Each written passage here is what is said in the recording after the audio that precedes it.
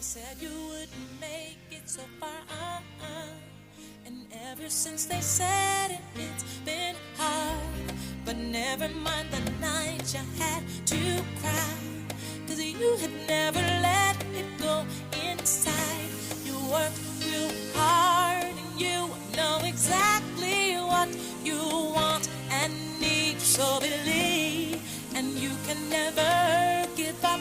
You can reach your goals. Just talk to your soul and say, I can.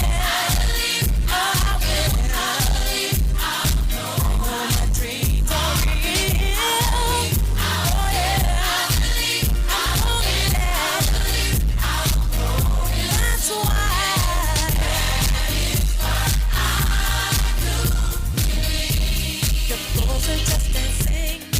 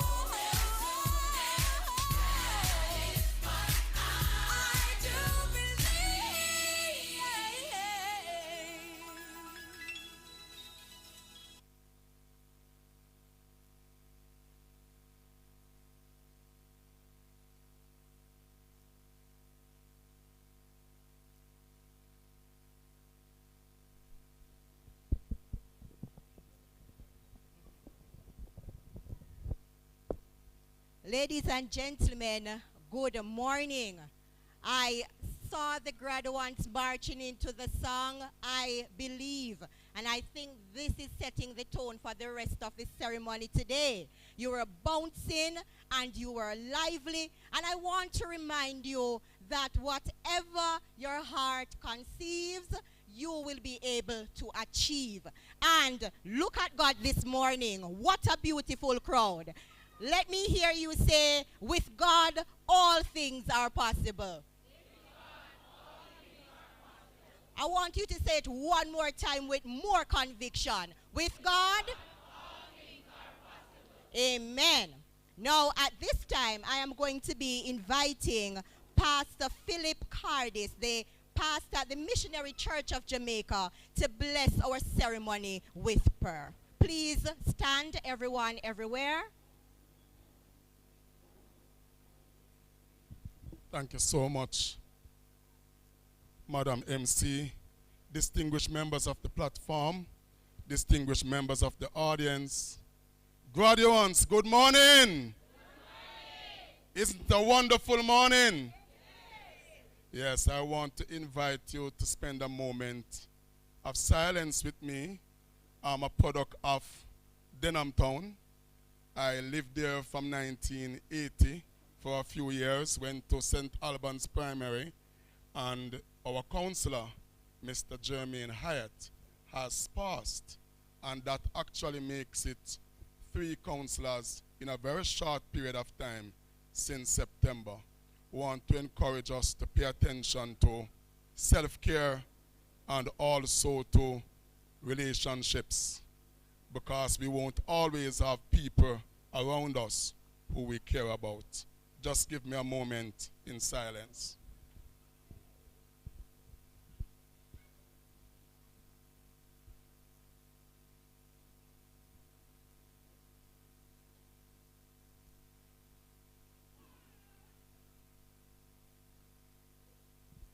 May their souls rest in peace and life perpetually shine on them. Let us pray. Lord, we thank you for who you are. We thank you for what you are doing.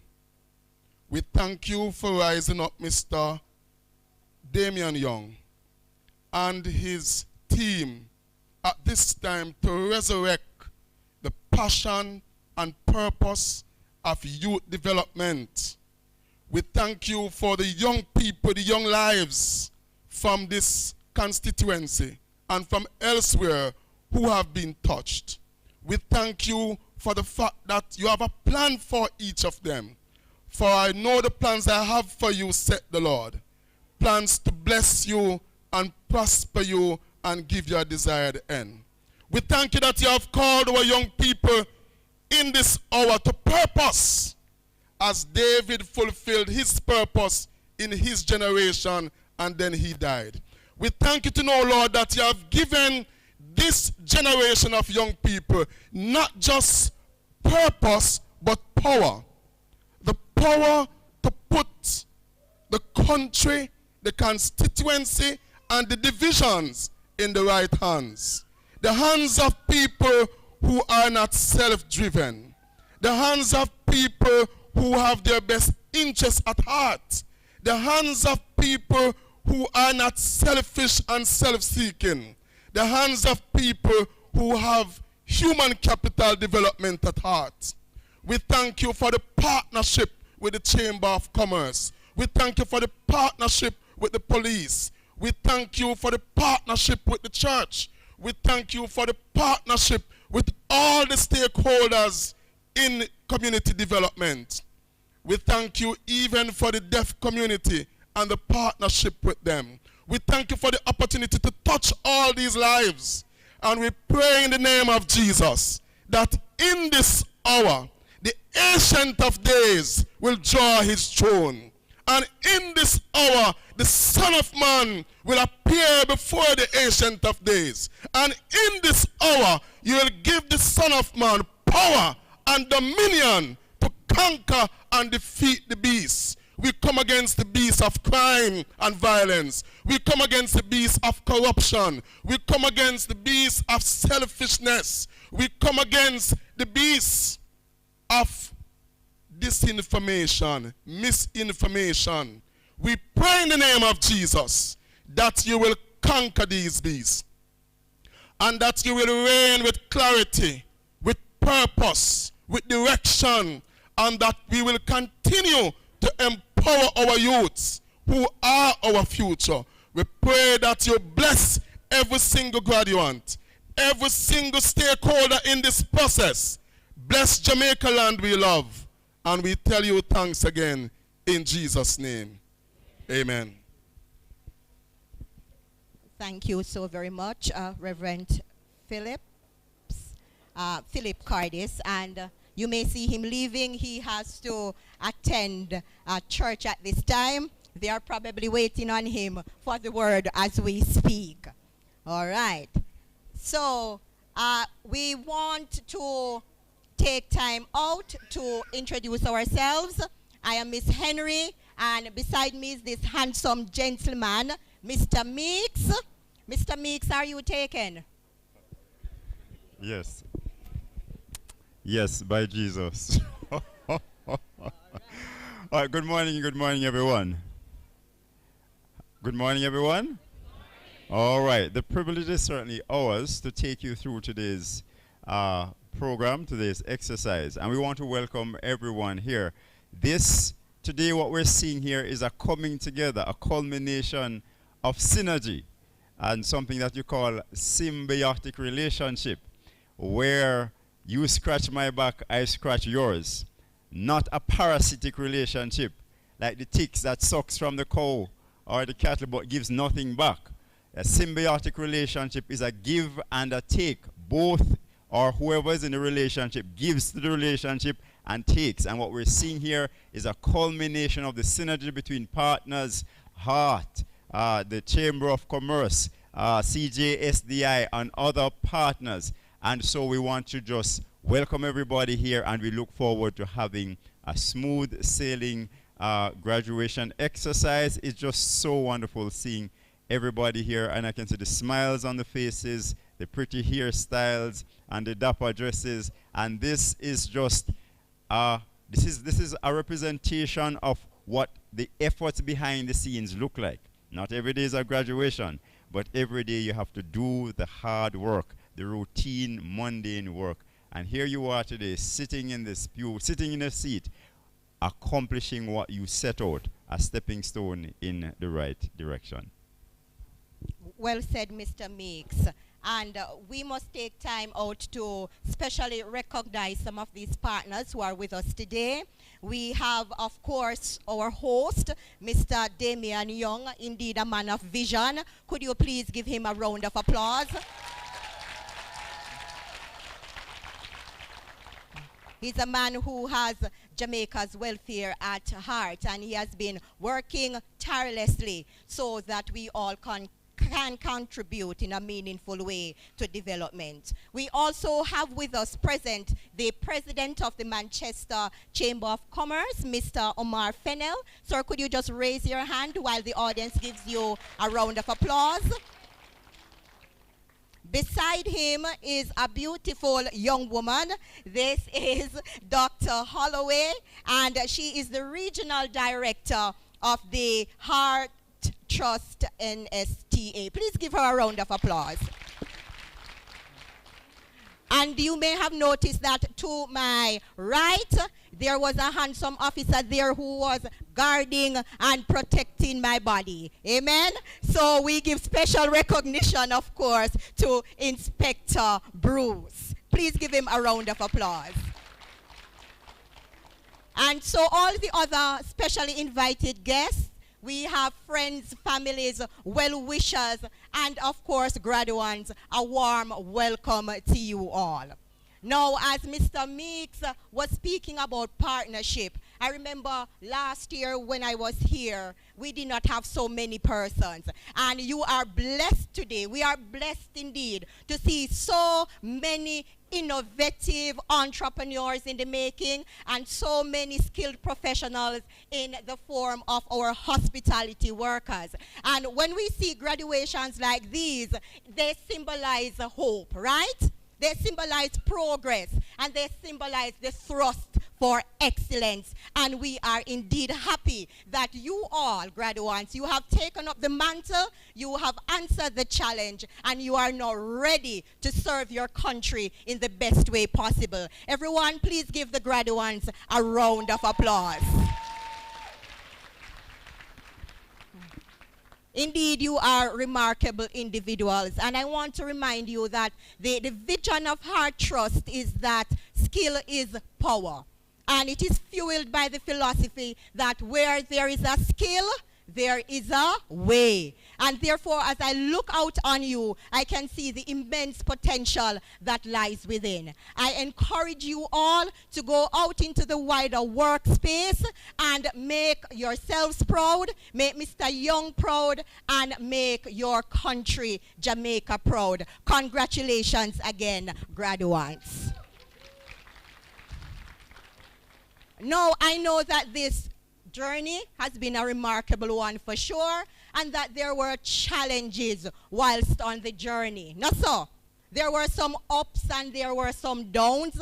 There were times when you felt like throwing in the towel, right, graduates? There were times when you said, man, me not bother with this here, man, and make Mr. Young turn about in business. Me now come back and that lecturer, she can't go and talk. Me no business with her, right? But guess what? You were persistent. You held it down, and you are here today, and we celebrate you. And so, coming to give us a review of the program, our is a wonderful trainee, an entrepreneurship trainee, and this person is Miss Janika Smith. Please give her a round of applause.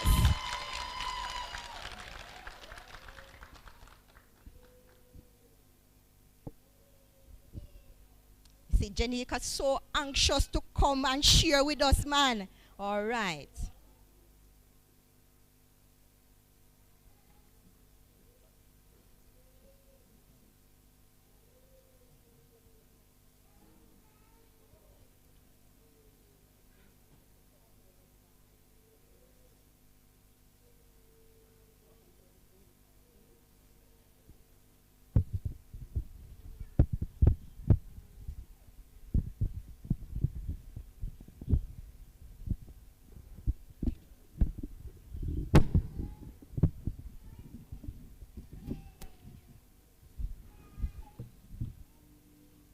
My side. We have done it. How you feeling? Hospitality group, how you feeling? No man, no feel great. No sound like no great. Say great. Say great. It is a good feeling. God is good. And all the time. Bless you. Ladies and gentlemen, esteemed faculty, distinguished guests, my fellow graduates, and dear friends and family, good morning to you all. Good morning to you all. It is my pleasure to stand here this morning as the person giving the overview of the journey we trod up to today. Entrep, do you remember the advertisement that came out sometime in May 2024 asking for persons between the ages of 18 to 35 living in Manchester who have a passion for business? Do you remember? Oh yes, that's the same advertisement that came from the office of the job boss. Who is the job boss? A famous man, articulate, decisive, visionary, and charismatic. The author and finisher of the plan, guiding us as cohort 4, micro-entrepreneurship. We started our communications immediately as a diverse group with different business ideas, culture, and much more. But in the end, we all are persons of the soil of this beautiful parish of Manchester. The process continues as we went to our first link up on the 20th of June 2024 at the UCC auditorium, where we demonstrated readiness, commitment, and resilience. Shortly thereafter, we went to our orientation session, June 26, 2024. At this time, WebEx had a special place on our devices. The very 3 points that was pressed from both occurrences were: try your best not to miss class, complete your business plan, and apply for the grant. Additionally, we were encouraged to register our businesses if they were not registered. The momentum continues as Mr. Scars from the Hartrust NSTA office ensured we had all the material needed for the program. Course outlines, manuals, and training schedule were provided. After all the presentations and preparation, we got up and we get ready like Freddy. And we were outside on July 1st, 2024 for our very first class online. Then boom, guess what? The pattern has changed, and there came numerous bulletin from the Meteorology Center of Jamaica. A Category 4 hurricane came in our hometown. Burial caused Jamaica Public Service to stand down, and our internet connections were silent, and our vibes were irritated. For 2 weeks, we all stood, looking in, looking out, but today we are looking even better. Many got discouraged and stopped, but faithful we were. We continued and we pressed on. As the job boss said, and I quote, "Winners are not quitters, and quitters are not winners," end of quote. Today, we are winners. As the famous recording artists say, we're winning right now. Aren't we winning? Aren't we winning? Yes, we are, and we are truly winners.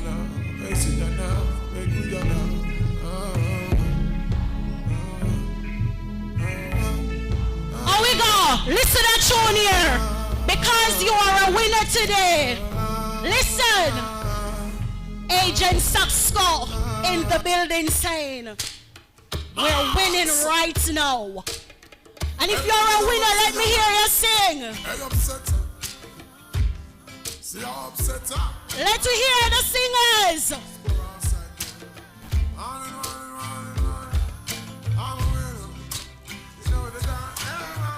Oh, we go. Come on, guys, we're winning.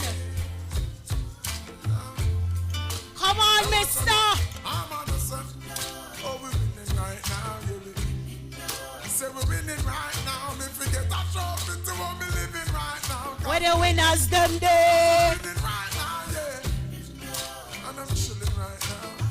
Aren't we winning? We're winning right now.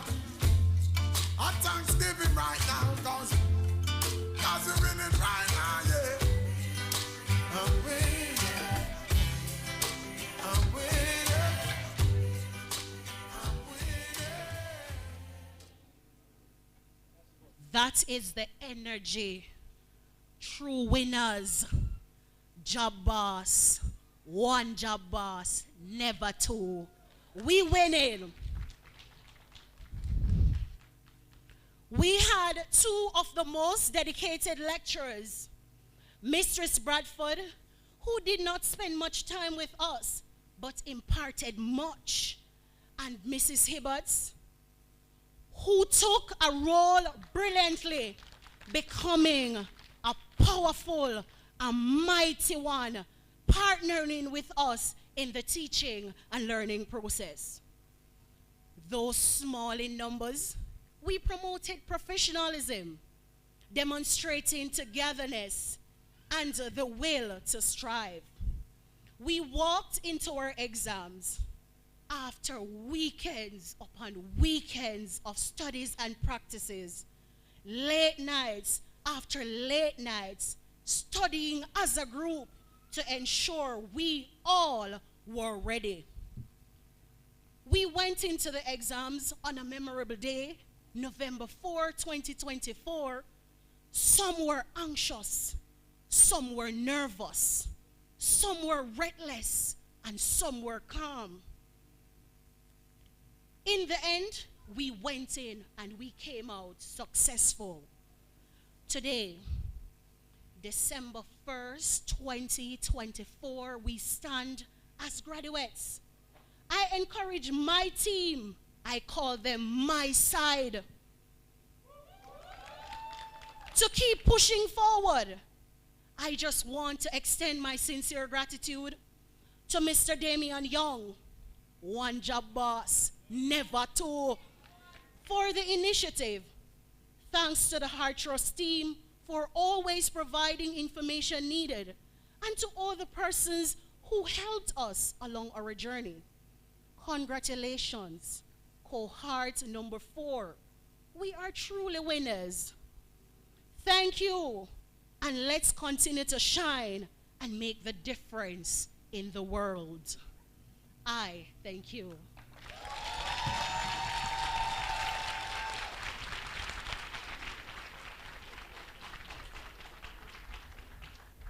Well done, Miss Smith. I love her vibes. You like it too? And yes, man, please give her another round of applause. And as an aspiring entrepreneur, this is the kind of spirit and the kind of vibe that we need.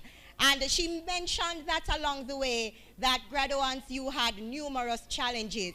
And it is always very ironic that the challenges and the setbacks that you are met with whilst you are studying, they become metaphors for your lives. Because when you are out in the real world, you will face many storms. No, sir. There will be many times when the communication is not what it should be. But you must never give up. You must always continue to persist and to be resourceful. And you'll be able to accomplish anything. Amen? So I heard her mentioning that Mr. Young is the job boss. Is he? Yes. Well, I kind of want to change my profession, so I don't know if he has anything that he can offer me. Mr. Young, yes, one boss and never two. And you know, it is true that gratitude is a must. And I really admire the way that you are acknowledging the efforts of Mr. Young and his team. I'm just glad how to big him up, because many times we get so caught up in our success that we don't remember where we are coming from. But I really appreciate the gestures, and I want you to just stand, graduates, and give Mr. Young a salute. After 2, 1, 2. Well on, pull up. No. It's what kind of fenke salute that? No. Yes, soldiers, you're not at the ready, man. Come on. Officers of change and progress. We need a little bit more life. You see how exuberant Janika was? I saw me want to not do it. Me no want to stand up like you're timid. None of that. You are courageous, you are bold, and you are going to make a difference in the world. Now, after 2. Una ready? 1, 2. Yes. Job boss. Never 2. 1. Very, very good. Now, we are going to be hearing from the valedictorians at this time, because my spirit tells me that this set of graduates are very, very driven, and that they are very, very intelligent. Whole heap of brightness. You see, like right now, on the brightness just a shine and a shimmer and a blind me. Yes, the glass can't keep off all that glare. So we have not one person coming up, but we have 2 individuals. And these individuals are Miss Cadian Mead and Ms. Terry Ann Francis. Please give your valedictorians a round of applause.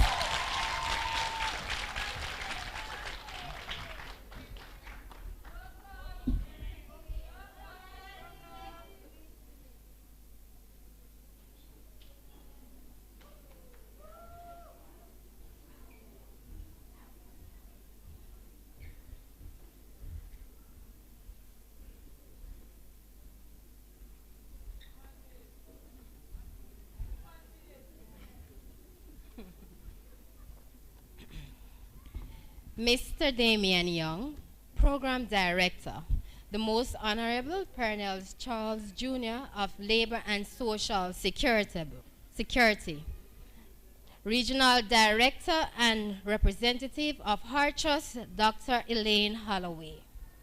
To the two prestigious hotels who accommodated us with their warm and welcoming staff, the Gulf View and Tropics View Hotel, we thank you for showing us what it's like to work as a team member. And Mr. Courtney Skyers and other special invited guests, parents, guardians, esteemed mentors, and fellow graduates, a pleasant good morning. Today marks a milestone and a historic moment. We've polished, swept, and dusted our way to success. As valedictorians in housekeeping, we've mastered the art of creating warm, welcoming spaces. Through dedication and perseverance, we've refined our skills in areas like balancing tasks with precision, tackling unexpected challenges, and creating havens of relaxation.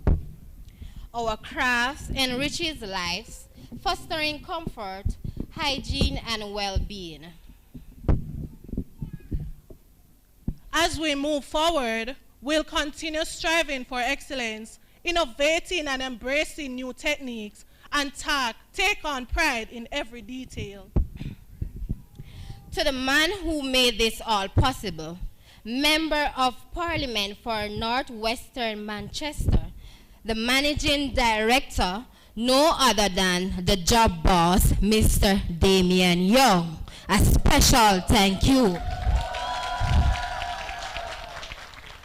I can remember vividly when he texted my phone and said, Kadian, can you get me just 4 persons from your community to come on the program? I'm like, oh my God, I'm not going to let him down, but I'm going to try. So then I said, you know, we as young people, we all say we want work, but some of the time we don't want nothing because we're lazy.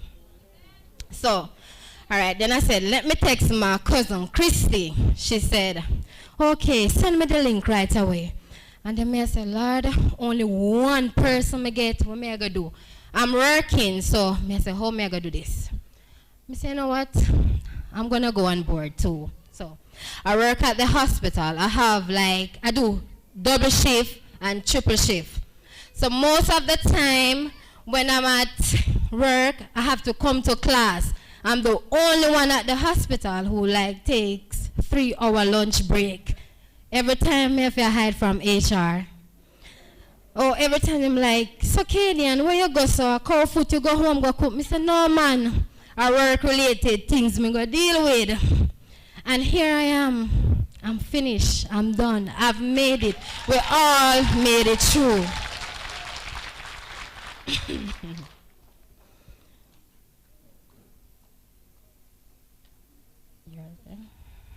Mr. Damian Young, I thank you and continue to empowering the lives of youths in Jamaica.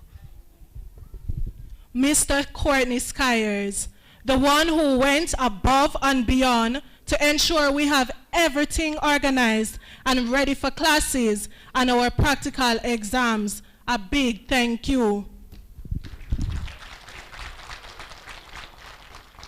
To the mentors, Mrs. Medley and Miss Simit, whose dedication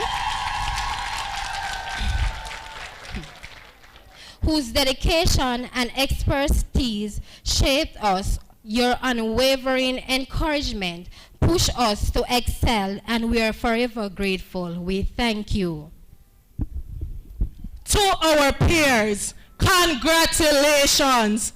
We're not only graduates, but guess what? We conquer generational curses, and we're boldly stepping into the destiny that awaits us as we go out there in the hotel industries and perform our duties well. So when I ask which institution we were trained, we can proudly lift our heads and say it was through the Central Jamaica Social Development Initiative Program. As housekeepers, remember, let us change lives with one tidy space at a time. This experience taught us the importance of attention to detail and personalized services. During this experience, we've also learned to prioritize guests' unique needs, ensuring exceptional comfort, and it also highlighted the value of effective communication in housekeeping. I leave you with this quote from the great Nelson Mandela: "The greatest glory in living lies not in never falling, but in rising every time we fall."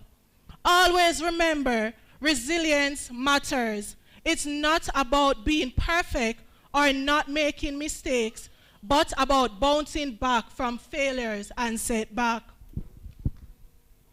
And I live by the philosophy: whatever lies behind us and whatever lies ahead of us are tiny matters compared to what lives within us. We thank you.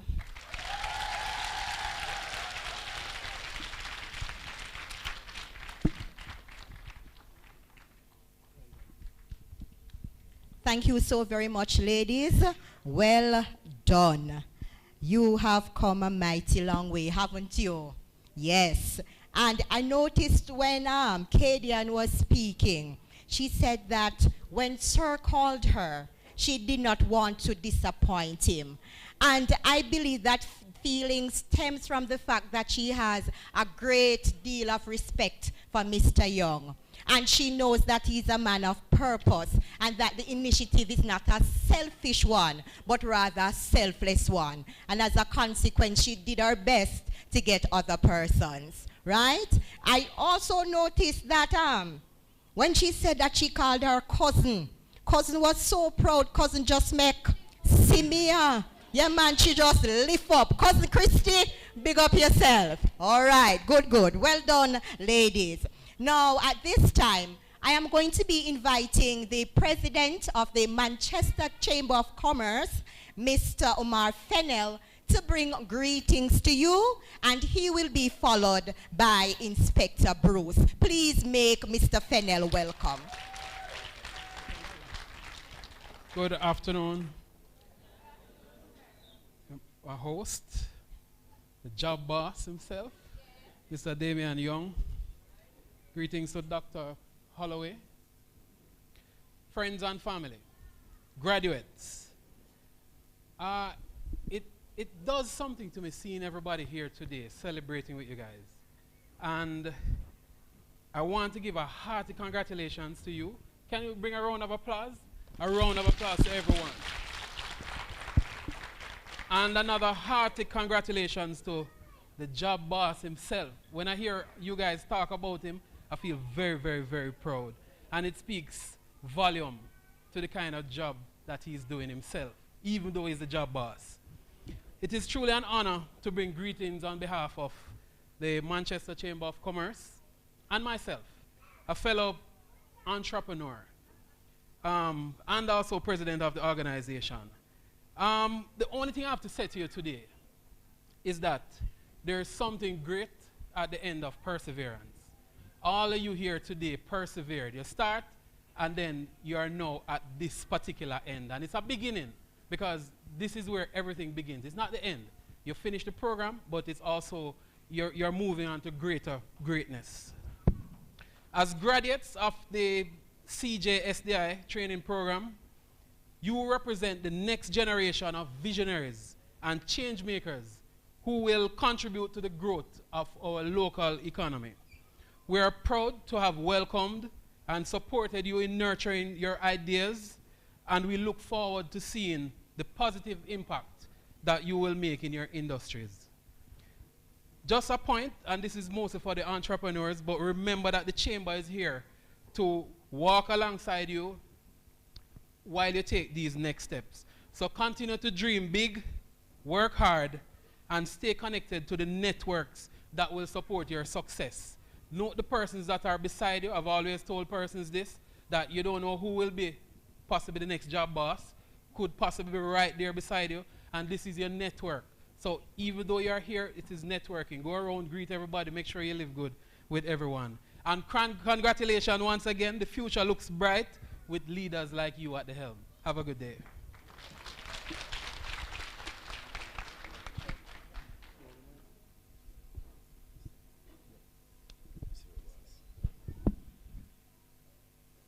Thank you, Mr. Fennell. Good afternoon, everyone. Well, I am just very, very proud because I realize that 99.9% of the graduates are females. I don't know if I'm seeing it right. But I just want to say that you women look beautiful. You put yourself together well. The makeups are well done. Yeah, and the ears are well done. Miss Smith? Okay. I just want to read a small quote before I start. Albert Einstein said that everybody is a genius. But if you judge a fish by its ability to climb a tree, it will live its whole life believing that it is stupid. Now, Mr. Young, we have been friends for years. You know, for years. And, you know, I'm very proud of you and what you are doing. I am from a place where it is rough. I never receive a lunch money to go to school. Never. So I might not look like where I'm come from, like where I'm from. But I can tell you that it was rough. I am also someone who tried the art program.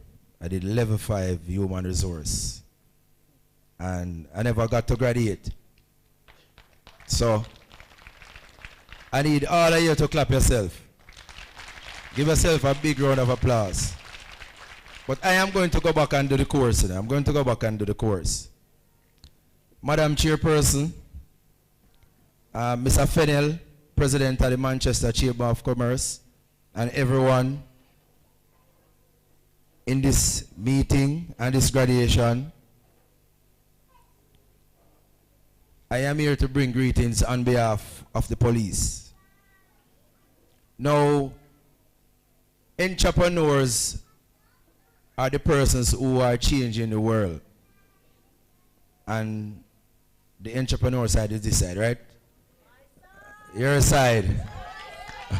Manasa one side. And this side is the hospitality. Now, entrepreneurs are the persons who are changing the world. And we will see that. The richest person on the planet is not a business person.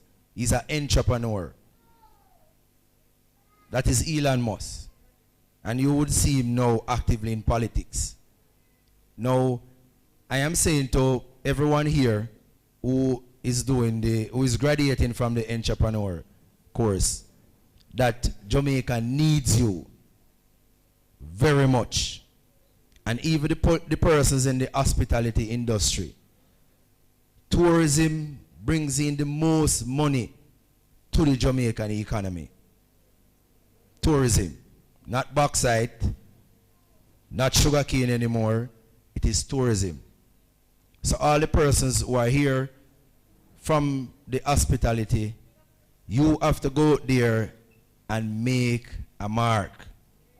Now, all of us see what is happening on the North Coast with the social unrest, persons negotiating for better wages. Now, I'm asking you, when you go there to do your job, just please put quality. Our island, Jamaica, is not a country anymore. It is globally recognized as a brand. So all of you graduates are going out there to basically promote the brand, promote brand Jamaica. that is what you are going out there to do.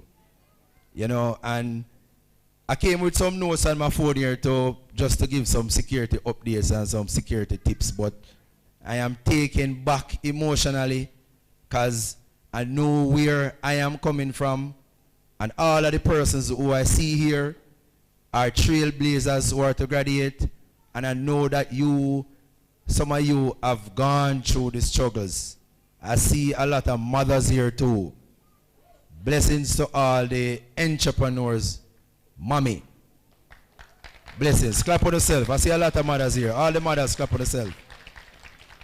So, I am going to forego the whole security concern just to encourage persons that we are in the Yuletide, the Christmas season, and we should put in a lot of effort now to assist the police. I think now we want good eyes out there, not bad eyes. I'm saying this to say that when persons see crime being committed, they should make a conscious effort and know that it is wrong, and they are going to assist the police in getting things under control. So I'm just asking everyone to just be safe this Christmas, and I just want to encourage the graduates to do the best, keep strong, and be great in the future. Thank you.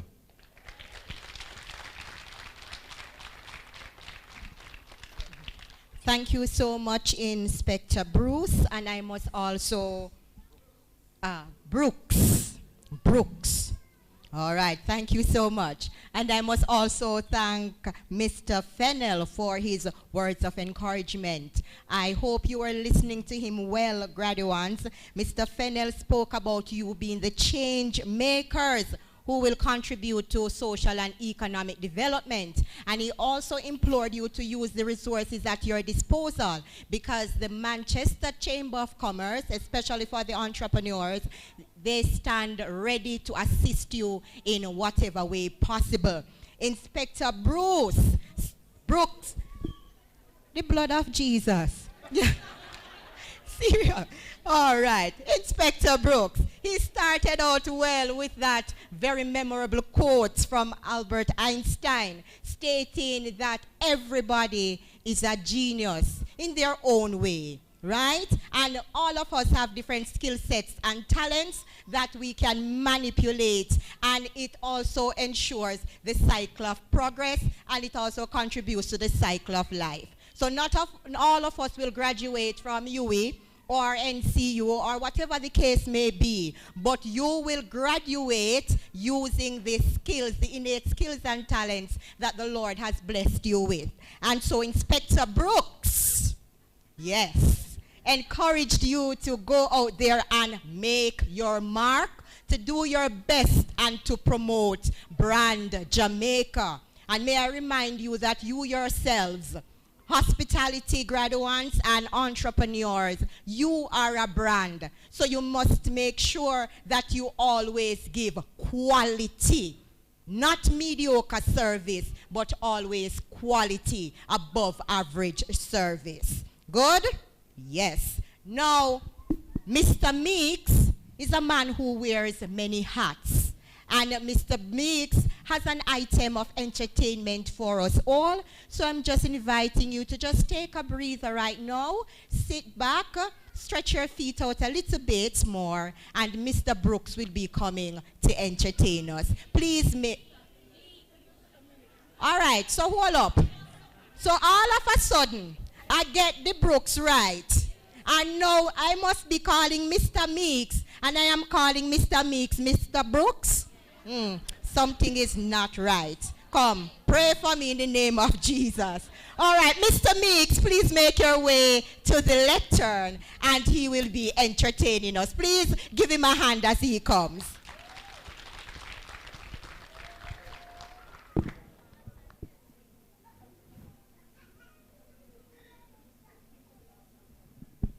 All right, so he's getting his music ready.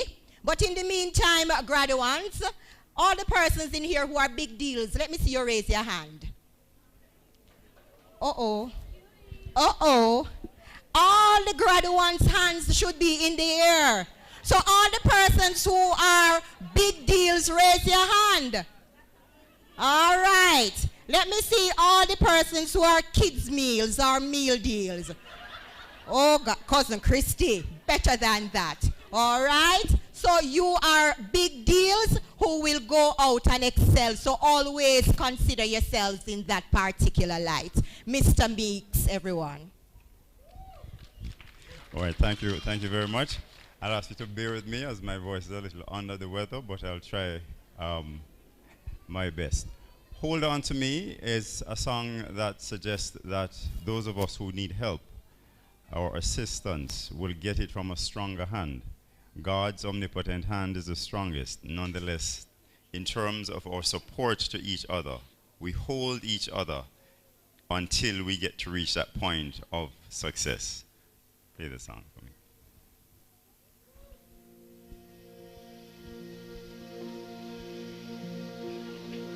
When the best of me is barely breathing and I'm not somebody I believe in, hold on to me.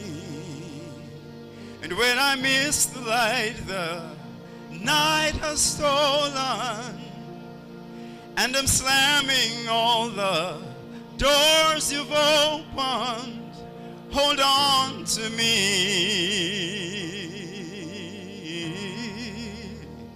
Hold on to me. Hold on to me when it's too dark to see you. When I am sure I have reached the end. Hold on to me when I forget I when I let go, hold me again. When I'm tired of my pretending and I don't feel like I'm worth defending, hold on to me. And when I stop to break in desperation underneath the weight of expectation, hold on to me.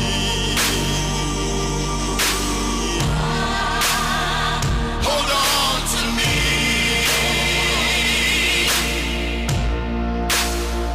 Hold on to me when it's too dark to see you.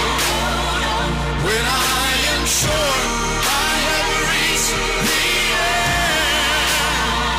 hold on to me when I forget I need you.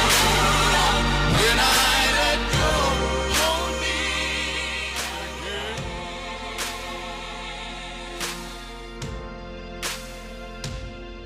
Yes, I can rest here in arms forever. 'Cause I know nobody loves me better. Hold on to me.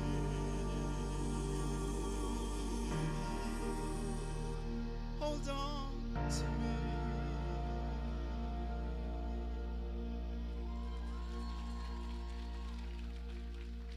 Beautiful rendition, Mr. Meeks. But everybody, you see how they stay when they know that they have a talent? Come up here and talk about him under the weather. Can you imagine if he was on top of the weather? My God, beautiful voice, Mr. Meeks. Continue singing for the edification of others. Really beautiful. And I hope that everyone here has really taken the essence of what he was singing about. We all need somebody. No man is an island. So I'm going to encourage you to network and to keep in touch with each other. And whatever help you need, I am sure that your side and your side will be able to assist. Good? Now, we have a very special lady with us today. She has always been very gracious to the CJSDI.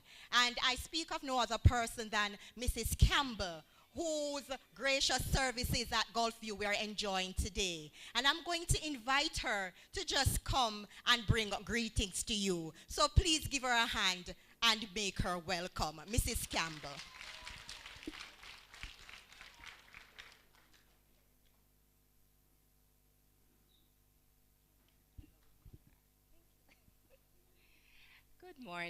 Good morning, graduates, and good morning, guests.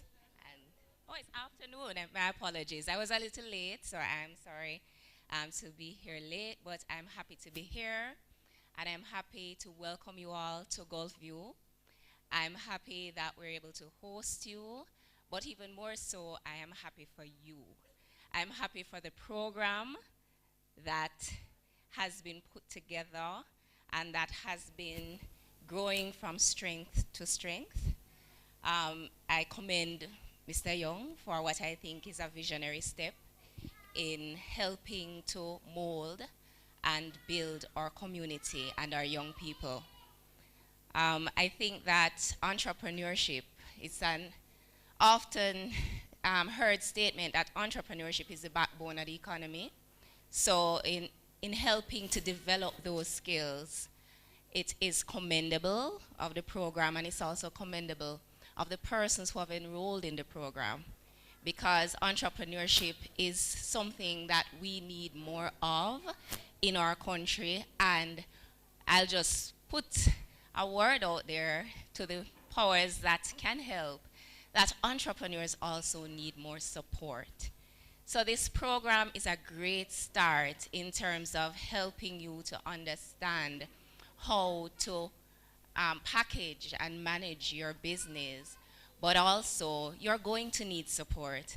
And I'm encouraging you as entrepreneurs to seek out the support where available, and also demand more support for the entrepreneurial sectors.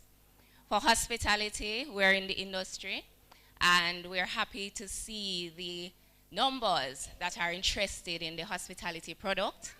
It is a vital part of Jamaica's economy, and I would say that Jamaicans have a natural tendency to be hospitable. So this program is building on that.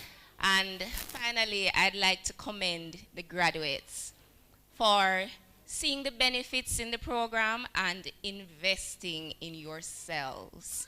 There's no better, greater investment you can ever make than to invest in yourselves and in your personal development as individuals, as professionals, and in the industries that you seek to be a part of.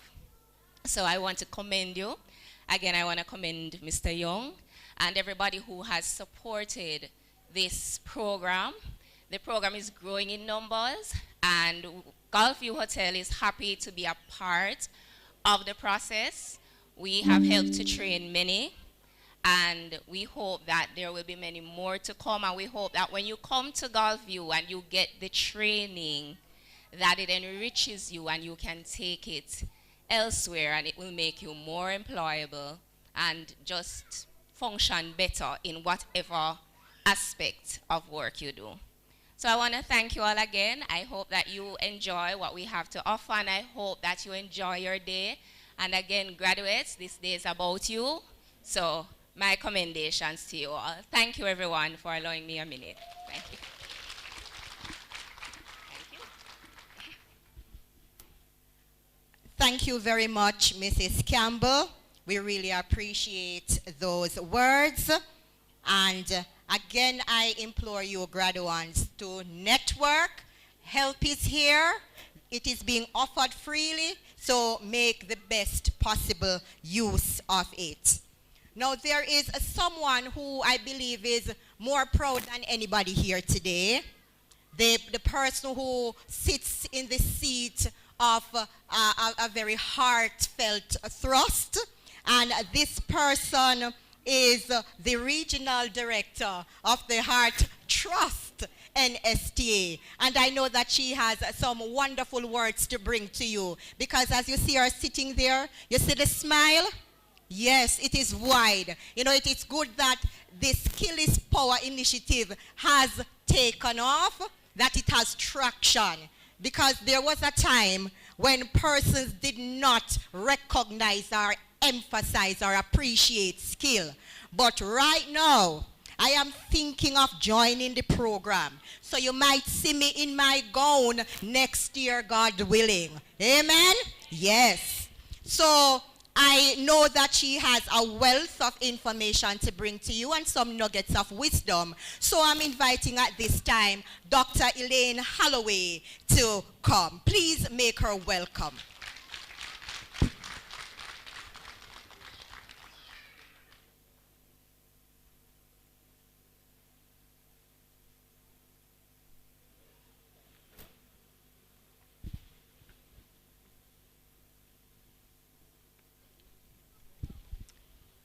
Good afternoon, ladies and gentlemen. Before I get into the nuggets that I promised to share, I really want to commend the three ladies who really brought it to us this morning. I am just so impressed and encouraged, because there are times when you think, boy, but you have it locked. As I drove over 2 hours to get here, under the weather too, Mr. Meeks, but I wouldn't miss this opportunity for anything else, and I'm really, really very encouraged that I'm here. Encouraged that Jamaica is indeed in good hands when I listen to the expression of gratitude, because too often that part is kind of missing. We move along and we aspire and we succeed and we forget to say thanks. And I counted a number of times when gratitude and thanks were just laced throughout your presentations. Madam Master of Ceremony, Mrs. Henry, members of the platform, ladies and gentlemen, I see family, friends, and well-wishers, but most importantly, I see children too, the shining stars, or graduates. It is indeed an honor for me to share with you this morning in the form of greetings from the Heart and Estate Trust as a proud member in this very, very transformative journey that you're on, which was initiated by the CJSDI under the leadership of Mr. Damian Young. This is indeed a collaboration, one that we are really very proud of, and one that reflects a shared vision. There are a number of partners, and you would have heard from our previous presenters who all played a role in ensuring that this program not just happened, but happened well. It is indeed an indication of vision, because the whole idea is that someone in the form of the leader, the team leader for the CJSDI, understand that we need to create more meaningful opportunities for growth. And growth not just in waged employment, but growth in entrepreneurship. And every time I hear the word entrepreneurship or I see it written, I can't help but tell a little story. A little story because for me personally, people say, oh yeah, she have doctor, all of that. Had it not been for entrepreneurship, I would never, ever have been able to achieve anything. And so I want to say my side and my side. I want my side and the other side to become our side. Because the truth is, too often we think, you're either an entrepreneur or you go work for somebody else. Nothing goes so. The truth is, both can coexist. I don't remember the name of the lady who gave the vote of thanks, gave the valedictory address, but I was very, very impressed because she too understands that even though I'm employed, this thing is important. I am always working for somebody, but I'm always an entrepreneur from I was 10 years old. Because the truth is, God was preparing me for something bigger than what I even realized. Because my mother died and left me 5 siblings to take care of. And guess what? I never missed school, I never missed college, and they were all going to school. How could this happen? It happened only because every night with my little tilly lamp, I was able to sew. I was able to do some here and make some money to keep the candle burning. So I am saying to you, do not limit yourself. Yes, you have done hospitality, you have done. Balance the thing. Get some skill and add to it and add to it and add to it. And remember, both can coexist. And so today's celebration underscores the profound impact of vision, as I said. Because together, our unified efforts are fostering a culture of care, one that is really and truly very, very visible here. And so I extend heartfelt congratulations to your graduates on reaching this very, very significant milestone. And I don't have to re-emphasize the challenges I know from where I sit that you would have experienced. Your achievement today reaffirms to me and to the rest of us and to Jamaica on a whole that skills development and entrepreneurship are indeed cornerstones of progress and drivers of not just success, but success that can be sustained. I don't want to forget, I really want to pause and acknowledge Mrs. Frederica Webster, the parish manager for the Heart and Estate Trust, Region 5, and Mr. Courtney Skyers, he would have been referenced throughout.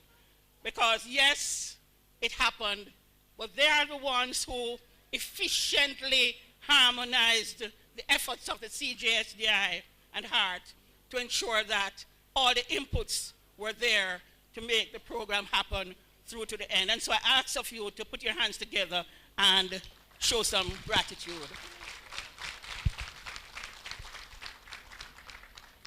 To ladies and gentlemen all, we are here because all of us are nation builders, one way or the other. Am I correct? And we are proud well-wishers, and we like to celebrate. And so we are here to celebrate this very incredible accomplishment of the very, very remarkable individuals who are here. Our shining stars, I continue to refer to them. But the Heart and Estate Trust remains very committed to human development. We continue to extend our reach. Yes, we will never, ever be where everybody wants us to be, but we listen, we learn, and we always strive for excellence. And it is through partnerships like these that we are going to continue to extend our reach. And so we are very, very calm, comfortable, and proud about the various partnerships that we have. What can I tell you personally? I am very, very, very, very proud of the partnerships we have with CJSDI.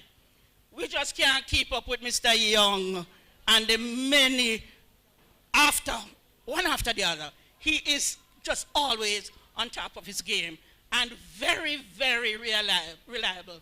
If he says, this is it, we're going to do it, consider it done. Mr. Young and the CJSDI team, we thank you very much.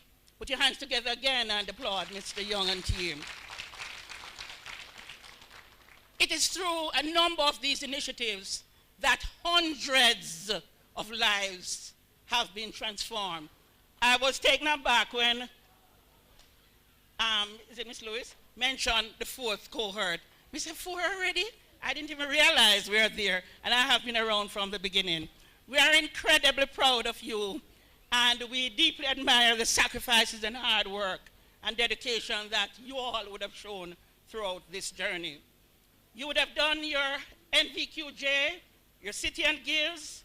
I counted, I don't know if I got it right, but it's over 100 of you combined, and it is indeed a big, and I say a bigger deal. So take a moment and stand and just applaud yourselves. Please stand. Applaud yourselves. Pat yourselves on the shoulder. You need the exercise too, right? Keep standing. I'm not going to stop talking if you don't stand. I see some person sitting. I want you to just embrace the future with confidence, more confidence, as some of you have it like that. And just seize the opportunities to advance yourself The technology is here. The digital age is here. And I want you not to be afraid of it. Don't just use it for social means, but use it to advance yourself. You can have a seat. And I have to remind you that, officer, here you say you start at level 5 and you're not finished. I will talk with you a little later. I am encouraging you to complete it. One of the alumnus that we had at our graduation shared that she has achieved her doctorate, and it only happened because of all the courses that she would have done at the Heart and Estate Trust, NVQJ. No other certification. And so as we move forward, I've done too many. I would have used them, and they are recognized internationally. And so I want to remind the graduates that this is just a pause. Don't forget that the Heart and Estate Trust has many, many, many, many opportunities to facilitate your lifetime learning. I don't know if you know, but right in this region, we have over 100 different programs. Did you know that? 100. As a matter of fact, when I served, I know we had 163 programs that are accredited in this region. So there's the excuse that you can't get in, and so it not cut it. Let us try. Let us just explore the opportunities that are available. And of course, you know that levels 1 to 4, you don't pay no tuition. You know that too? No tuition levels 1 to 4 once you go to a Heart institution. And if you're a full-time trainer, you get a nice warm meal and all of that. You get leadership development and job placement opportunities. So I'm just saying this to say, whether you're working or you're running your business, please capitalize on the opportunities that are there to upskill and to uplift and to further advance yourself. I am enrolled right now in a program at Heart. And of course, to my audience, general audience, let us celebrate the remarkable achievements and just reflect on not just the certification here today, but the broader impact that the training that we would have received will have. Because each graduate or graduate holds the potential to transform not just their life, but another and other lives. They have the opportunity to uplift their communities and to contribute more to the nation's progress. And so we again extend heartfelt thanks to you, Mr. Damian Young. I didn't know the job boss. I got it today. I got it today. And the CJSDI team, our steadfast partner. And to warmly invite you, members of the audience, to join us, partner with us to just do more for some other communities, just to do more. We invite you on board. And so together, I want us to continue to collaborate, Mr. Young. I want us to continue to expand our reach and just to be responsive and proactive to the call for a future-ready reality as we ignite hearts and illuminate paths. And to the persons of the moment, the rising stars, the shining stars, our graduates, today marks the beginning, not the end, of a new journey, one that is filled with endless possibilities. Remember the potential that you have. There's no boundary. It knows no bounds. And the road ahead is not going to be very smooth like the highway. And even the highway, you notice it has bumps and it's getting patched out now. There are going to be challenges, but I am confident that you definitely will overcome them with the confidence you're exuding today. And so continue to believe in yourself, trust your instincts, and stay committed to your vision. And do not forget the limitless power of digital technology. I'm saying it again. Do not be afraid of it. Use it to advance yourself, to do the things that can be done, and spend your time to think and process and vision to make more money and to make life better for you, your families, and your community. And so at this time, I charge you all to not forget these two acronyms. And I'm not being selfish at all.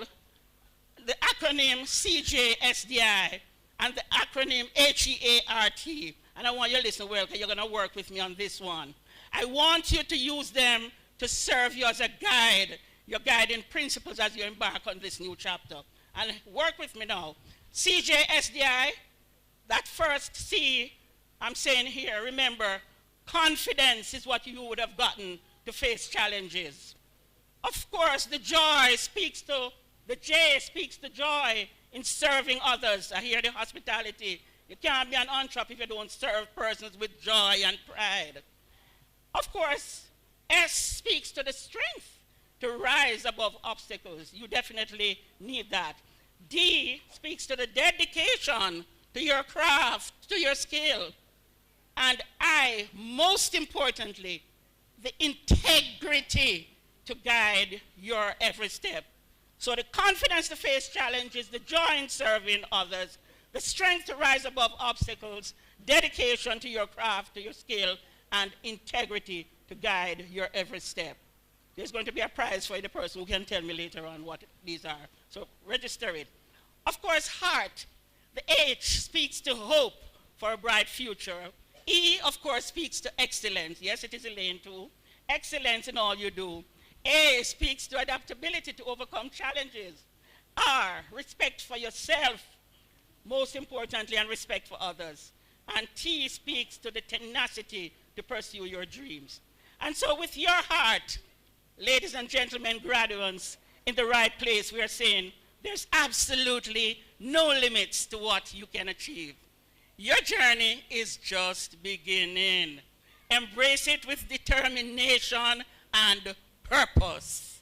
Don't wait endlessly for the perfect opportunity, though, to find you. Too often you speak to graduates, "Man, me not get no work, me try and nobody no call me back." Do not wait for the perfect opportunity. Sometimes you have to take an opportunity and convert it into the perfect one. So do not wait for the perfect opportunity to find you. Go find it. Start where you are. Use what you have and do what you can. But don't settle for simply being good or mediocre. Remember, good, it's admirable. Good is okay. But good is not enough. Strive for consistent, world-class excellence. And in that world-class excellence is wrapped up that continuous quest towards quality customer service, and all those wonderful things. And so, ladies and gentlemen, children, I want to thank you for your kind attention. And again, I extend heartfelt greetings to you all, along with best wishes and an abundance of blessings. Great afternoon to you.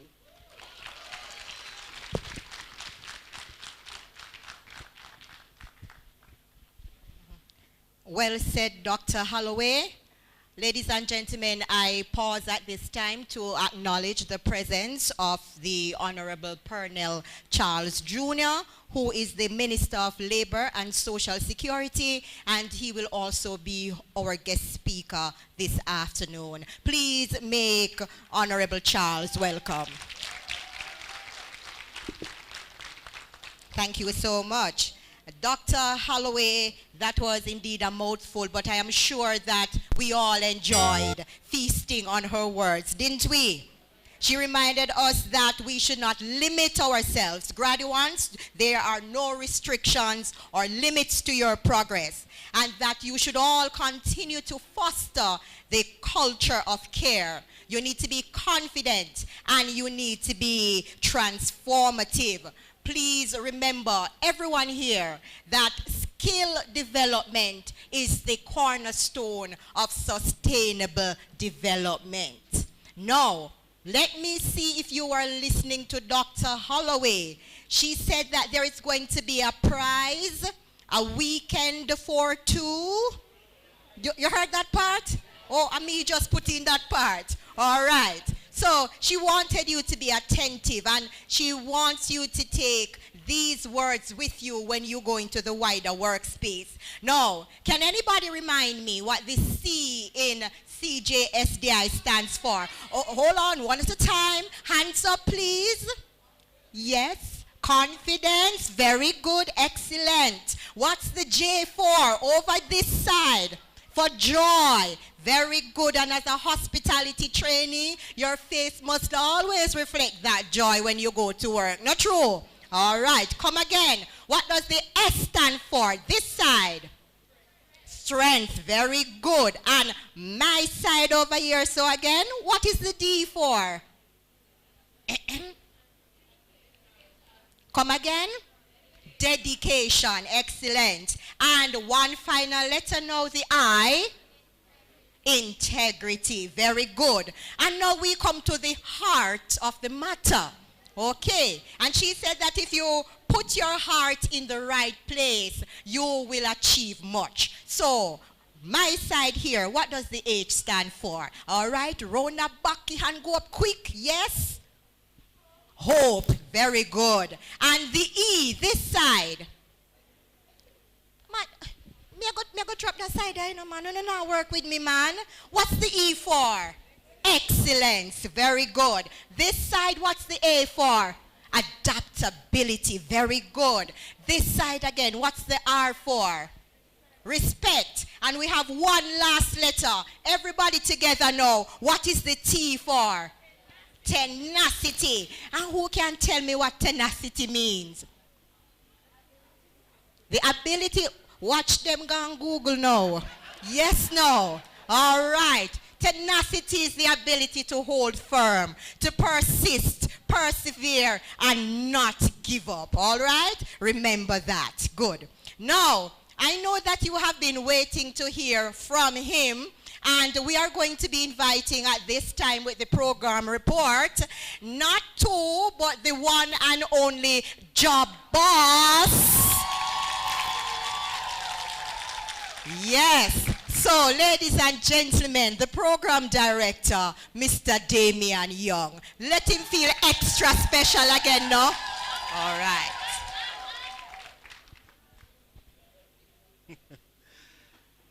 What an outstanding job Miss Henry, our guest speaker, has been doing. Thank you so very much, Madam MC. I see you doing so well that Mr. Meeks abandoned you and gone to the naughty corner. Good afternoon, everyone. How are you all doing today? All right. That's the spirit. Nothing else but success in this house. To God be the glory. Great things he has done.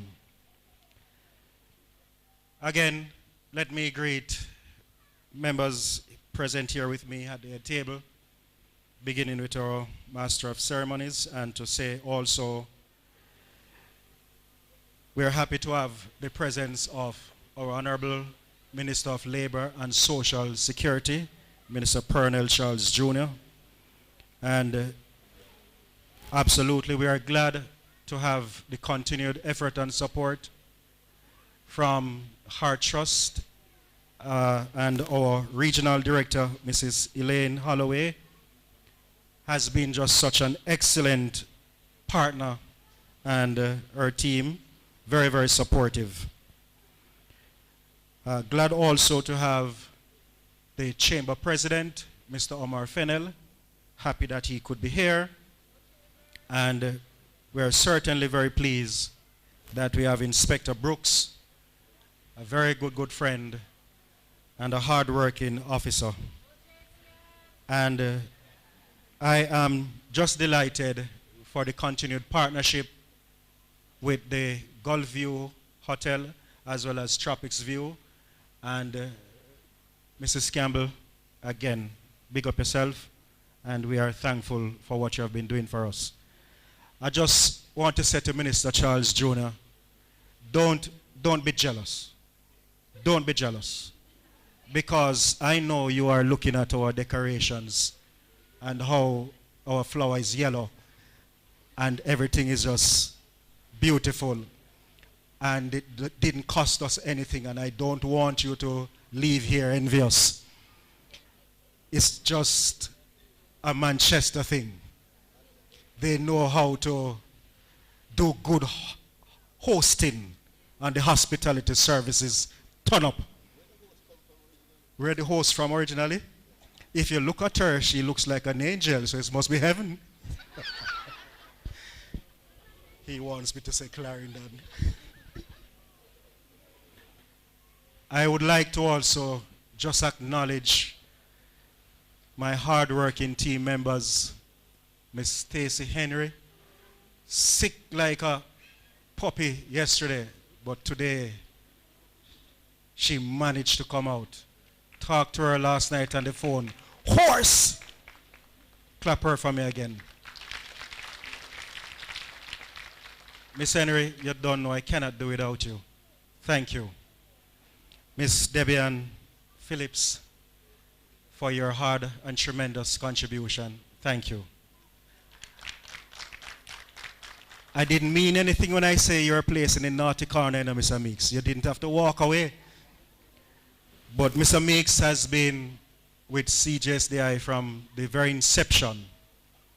And it's not that we got him on board because of his voice, but it does help. It compensates for the absence of the looks. But let me also say that I'm happy to see Mr. Hesroy Dwyer. He is the councillor candidate for the New Green Division, and there are a number of persons from what we all know as the Northwest Manchester executive team who are here. And in the interest of time, I won't call you out. And I want to acknowledge the members of the deaf community in a special, special way. And to say that their team leader has been with us from day one, interpreting for every class and making sure that the deaf participants did very, very well in their examinations. Amazing, amazing work that she has been doing with them. And I must just point out that there are a lot of family members here, Minister Charles, that are supporting the graduates. And we know that it's a sacrifice for you to be here, and we thank you for coming out to supporting your family members. Now, graduates, how you doing? I just want to very, very quickly say to you, I know the labor and the effort you have put into yourselves. You have invested tremendously in yourselves, and today it's another step that you're going to be taking.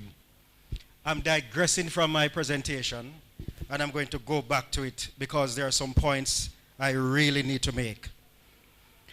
Just to say that this program we started in this summer of 2024, and our intention was to continue to provide our people with the skill sets and opportunities to lift themselves by their own bootstraps and certainly move them from poverty to prosperity. The programs were also initiated to provide business training to our rural youth, and that the program was held online. This was held against the background that rural youth sometimes face more difficulty than their urban counterparts in accessing resources and opportunities. And I must quickly add that, as you notice, I say programs because there are two of them, the Entrepreneurship Training Program and the Housekeeping Program. Minister Charles, these initiatives do not seek to replace agencies of government.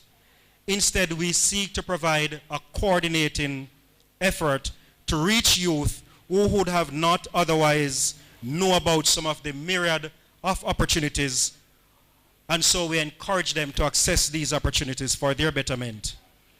I would like to point out that this is our fourth cohort of entrepreneurs, and this is also our second cohort of hospitality trainees.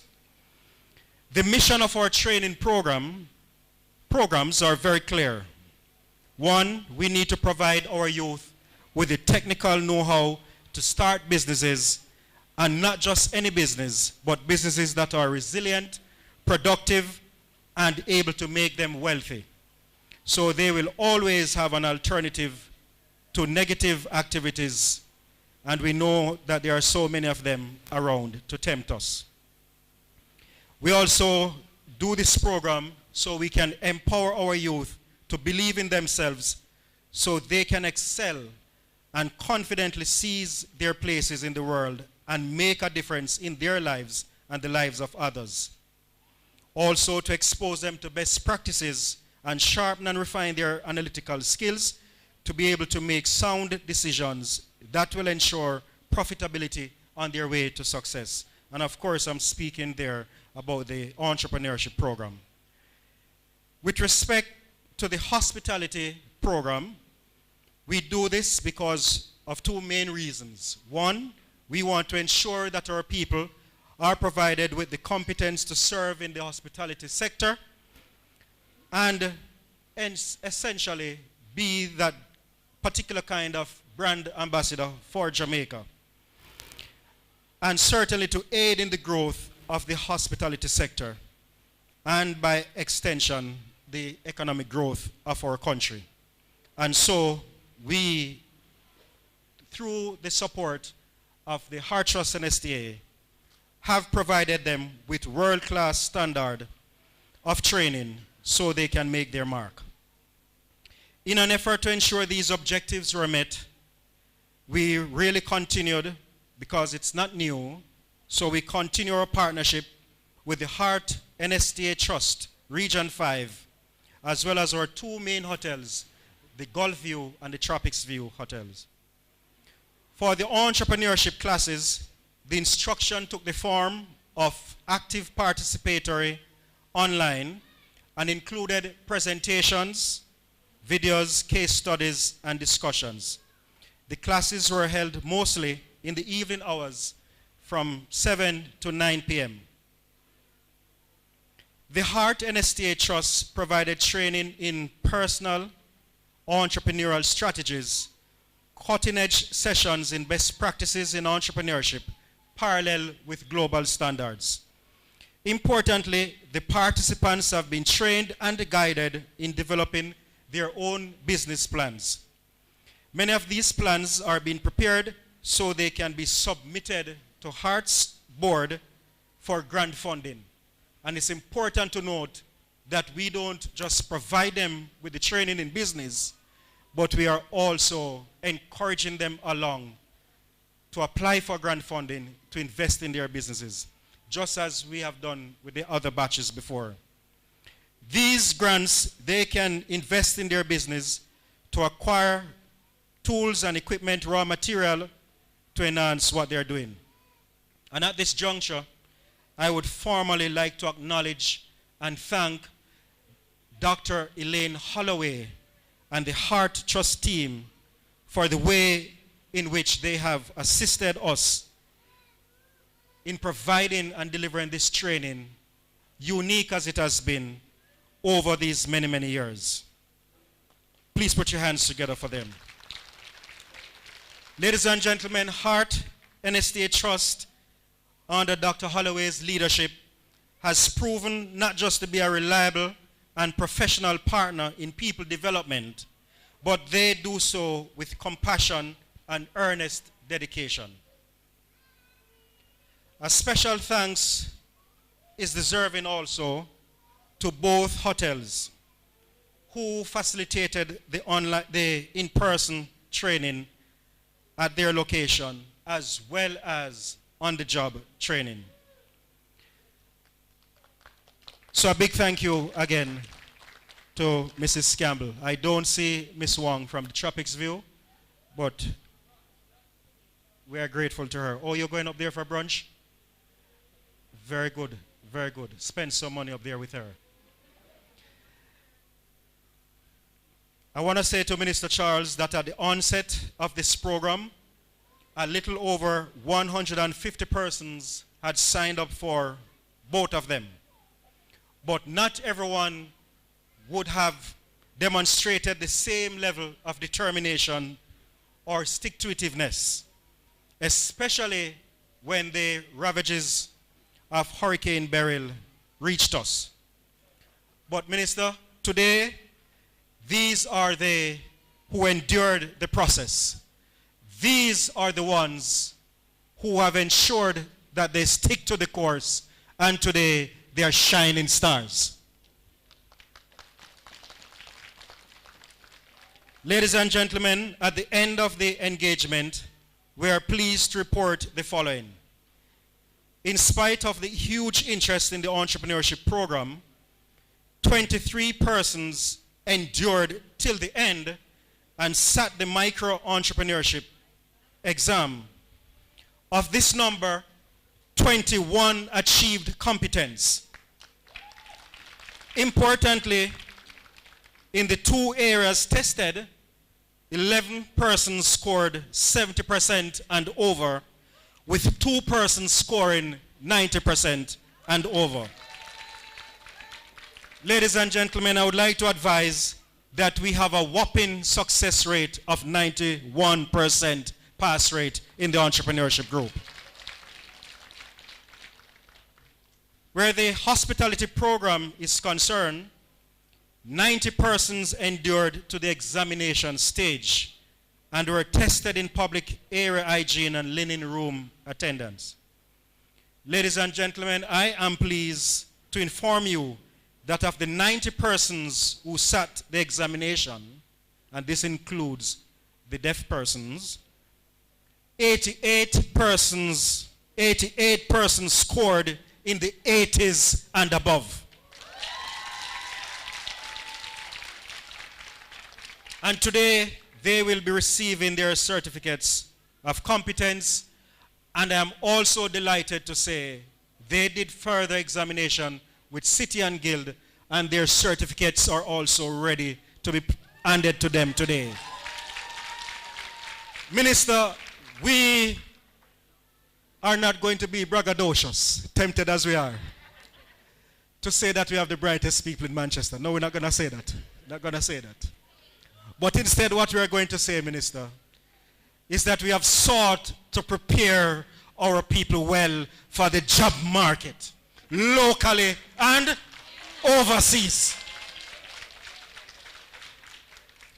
And Minister, did you hear me say overseas? If you want me to clean my throat and say it again, I can, you know. Locally and overseas, our people are well prepared. And just to make it abundantly clear to the Honorable Minister, they will also be doing a 3rd level of examination for certification, which is the American, how do you say it, Dr. Holloway? The American Training Institute will be delivering a 3rd round of training and certification to them. Because as we speak, Honorable Minister, the batch that we trained last year and graduated are being prepared for that exam. This group will equally be prepared and do that exam very early next year. So when I say they are well trained and they are ready for the job market, Minister, me not joke, me serious.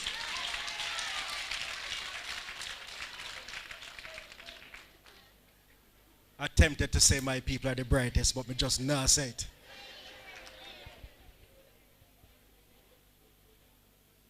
I have already said that 88 persons have also passed the City and Guild examination. And I have already said that this speaks volume to their preparation for the international world of work.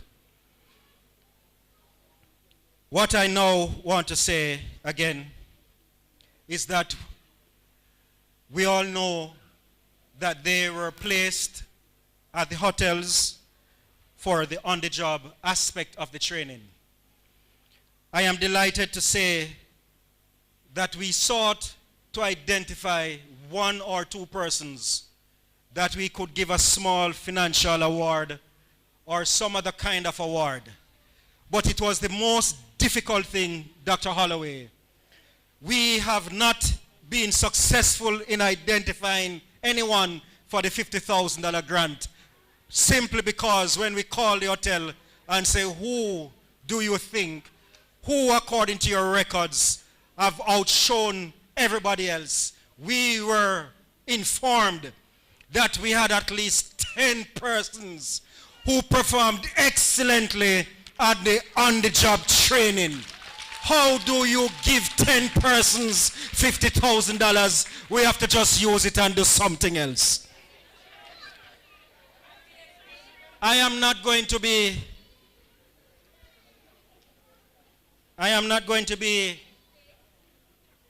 difficult about this, but I want to say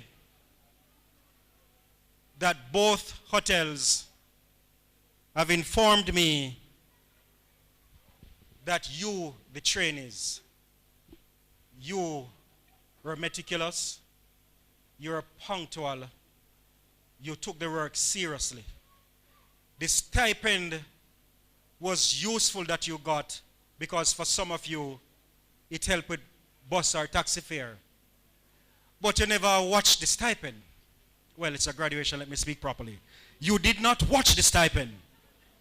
Instead, what you did was apply yourself to the work as if you were really, really working there. And I commend you for that. I big you up for that.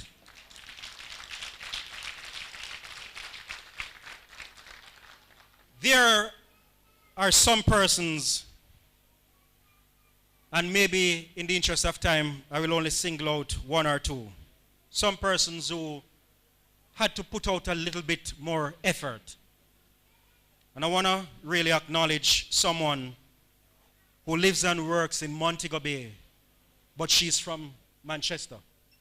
But when she saw the program being advertised, she said she couldn't miss it. You understand, Mr. Fennell? Because she really wanted to be a part of the program.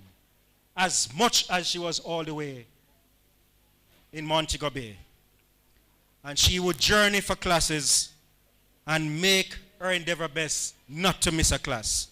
Today, in a special way, I would like to recognize Mrs. Aisha Blackwood Griffiths.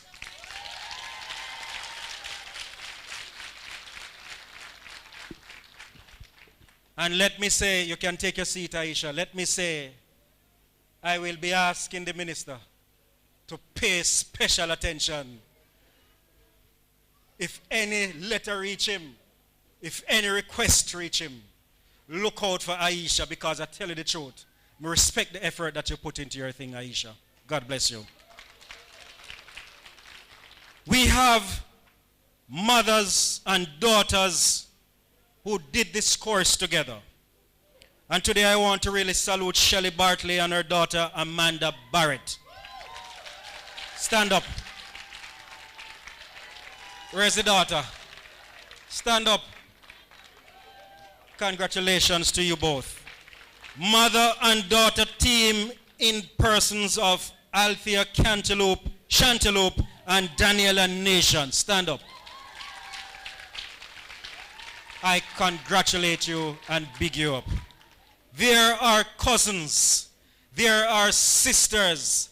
Sister Sasha Lee and O'Sheen, stand up. There are police officers who have made it their duty to say, I want to run a business to Mr. Fennell, and have joined the entrepreneurship program and never miss a class. Stand up, officers.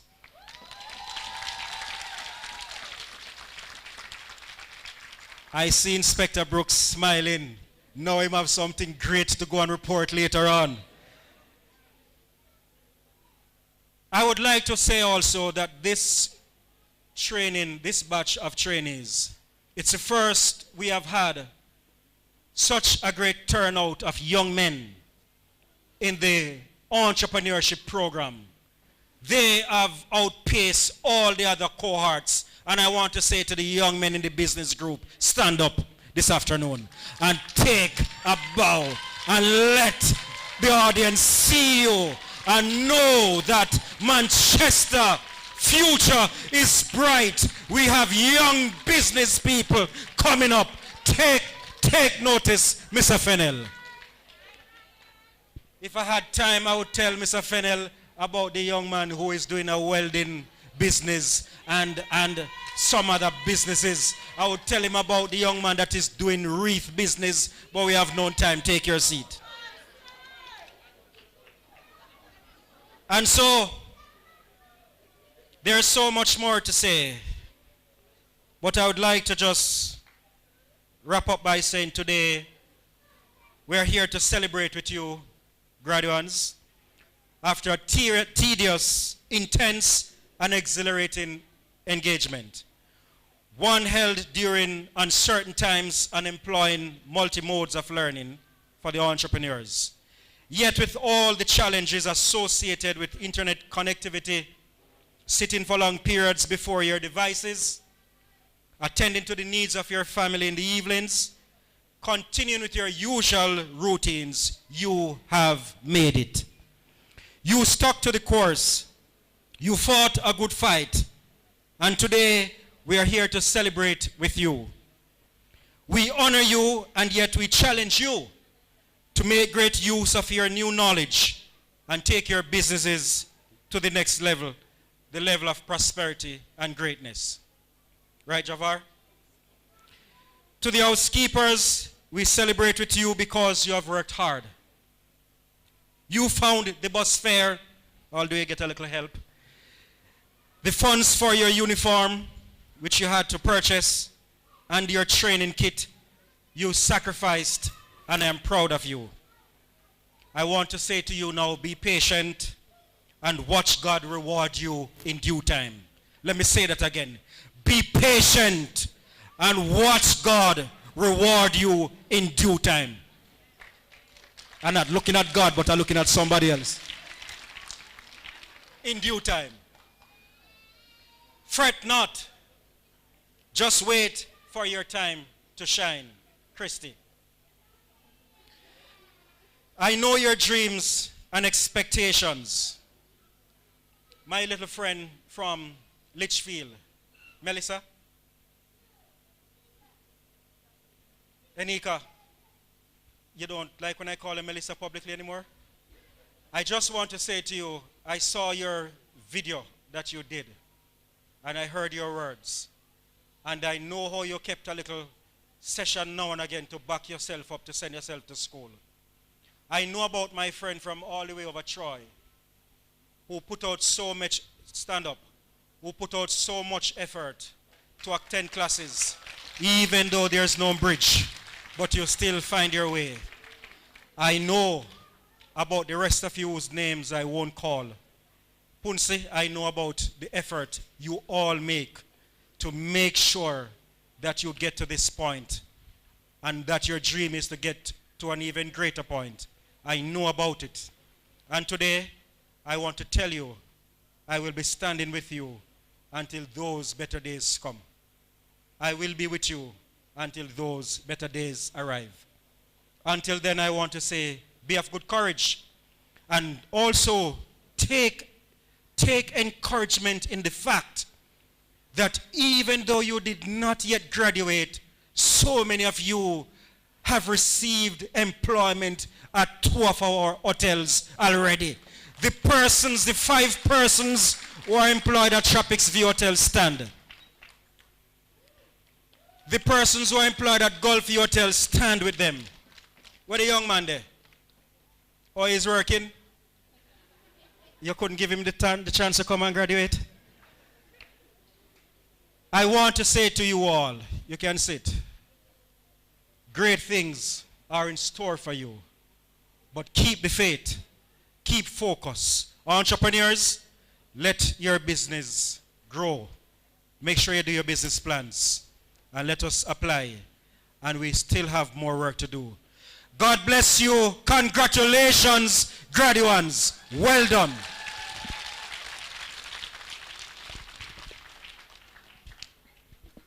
I think at this time, what is appropriate is for me to say, let the church say, Amen. Because Reverend Young surely delivered a passionate message a while ago. And you know what I liked? It's not the fact that he's doing this for recognition and hype. He is personally invested in all of you. He knew intimate details about your struggles, and he is devoting himself to stand with you until greatness comes. Isn't that wonderful? Isn't that heartwarming? I know I can truly appreciate why you call him the job boss. Not two, just one every time. Mr. Young, big up yourself. Okay. Now, from all Mr. Young was saying, I got a little bit of inspiration.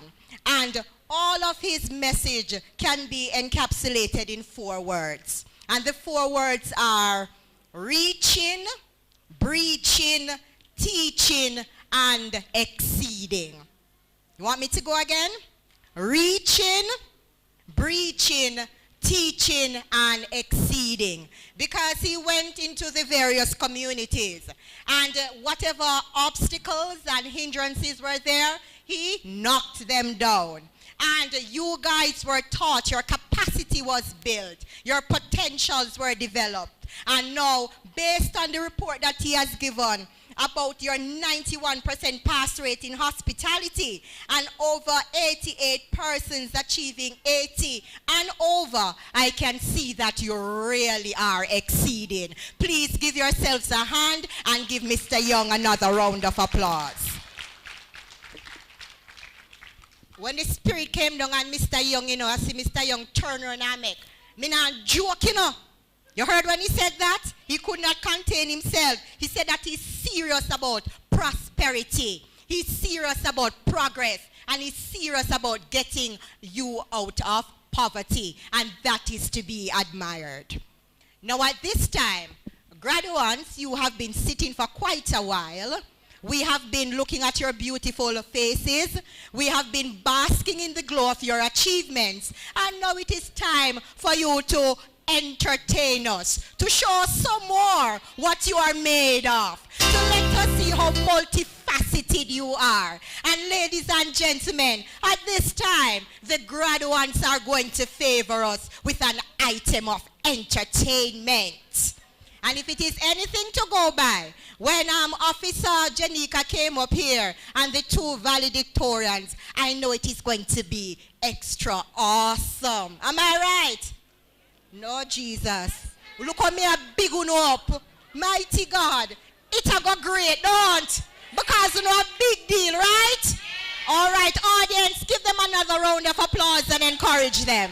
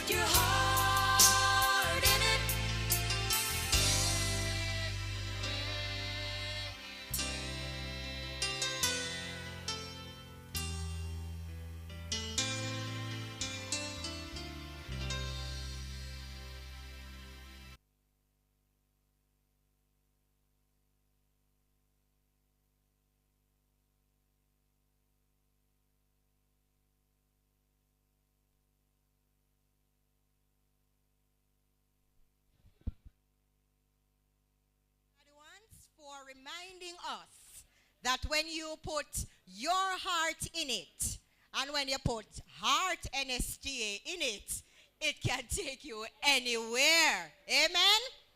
And then you did not disappoint me at all.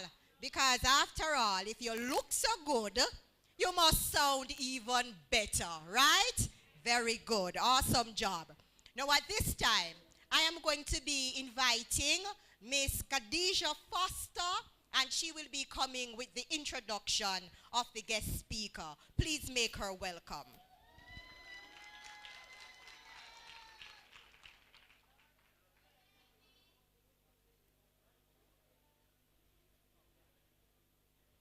And as she's coming, I am reminded that this entire program is a family program and that it is also built on inclusivity.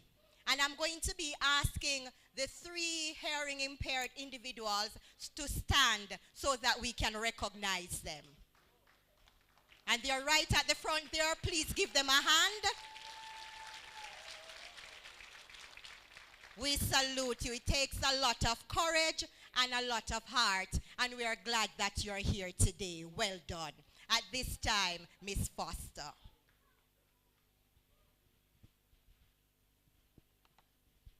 Good afternoon, everyone.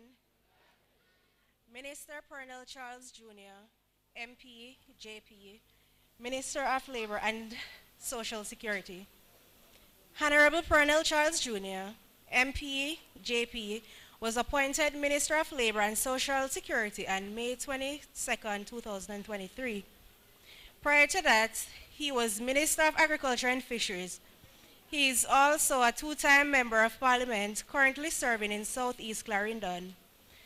Minister Charles Jr. is a former government senator and Member of Cabinet where he served as Minister of Housing, Urban Renewal, Environment and Climate Change. Prior to the appointment, he served as Minister without portfolio in the Ministry of Economic Growth and Job Creation, with responsibility for water, housing and infrastructure preceded by his tenure as Minister of State in the Ministry of Foreign Affairs, trade with responsibility for diaspora affairs and the National Council for Coastal Zone Management, among other areas. Minister Charles Jr. also served as Minister of State in the Ministry of National Security, where he had portfolio duties for the Department of Correctional Services, the Jamaica Combined Cadet Force, and special projects within the National Security portfolio. Pernell Charles Jr. is an attorney at law, qualified to practice law in Jamaica and in the United States of America.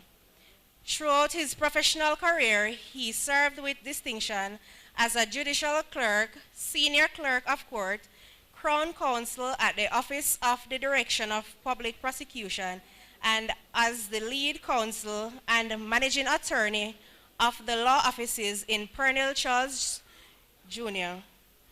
The minister is a former president of the Law Society and a former guide president of the University of West Indies, where he earned 2 honors degrees, a Bachelor of Science, double major in biochemistry and zoology, and a Bachelor's of Law.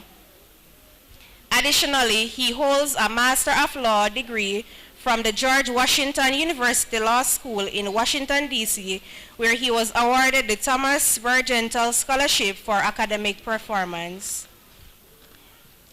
Pernell Charles Jr. was born with a passion for the community service, and as a youth advocate, he participates in community activities geared towards uplifting underserved and communities and protecting the most vulnerable.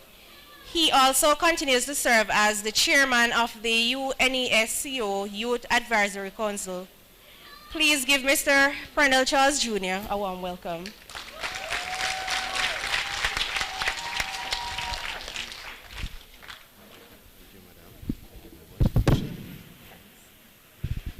Can you give Khadijah a round of applause, please?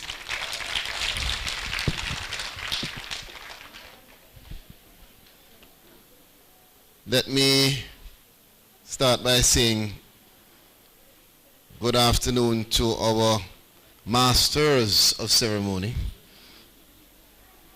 Even though I see that Miss Pamela has taken over, but I know Mr. Meeks is still contributing in his own way.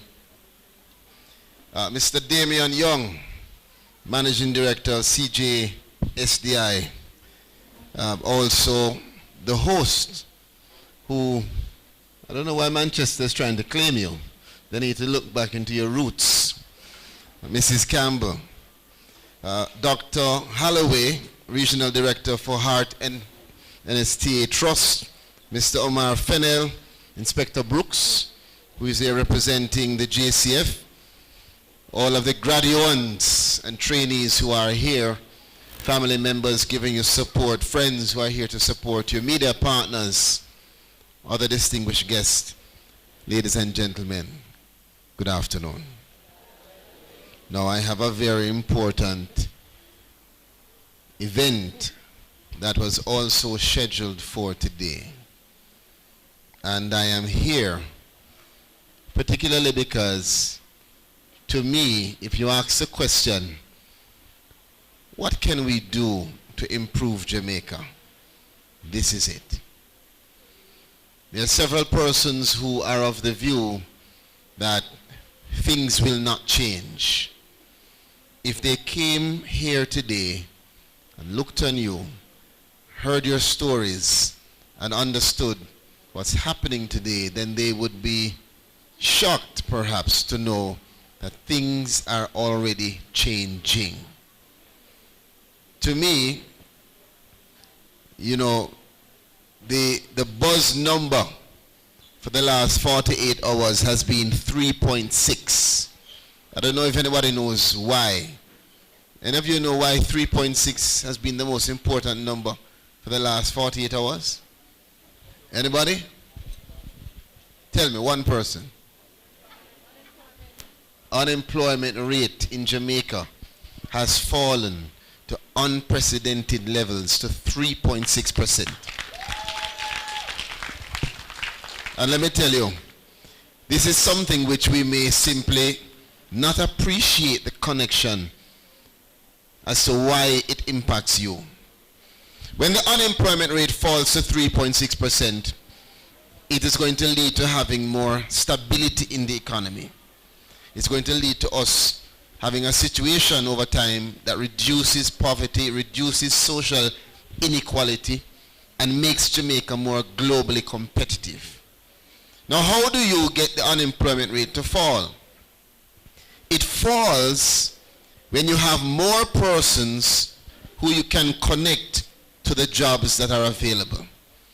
Because if you ask employers across Jamaica, they will tell you that they have jobs and they can't find persons to fill the job. Did you know that? Yes. Matter of fact, we have had career fairs across the country. Hundreds of job opportunities. Just, I think it was on November 22nd, in my own constituency, we invited hundreds of job seekers to come and to get an opportunity to be interviewed on that day and walk out with a job. And what we have found is that many persons want a job, but they don't want to do what is necessary to put them in a place to be able to secure the job. So that's why what's happening here today is so important. Because for us to have that stability of economy, for us to have reduction in poverty, for Jamaica to be globally competitive, more persons have to be independently able to support themselves. More persons have to be ready to take up the jobs. And so at the Ministry of Labor and Social Security, we connect work and workers. And we cannot do it alone. I want to applaud Mr. Damian Young. Give him a rousing round of applause.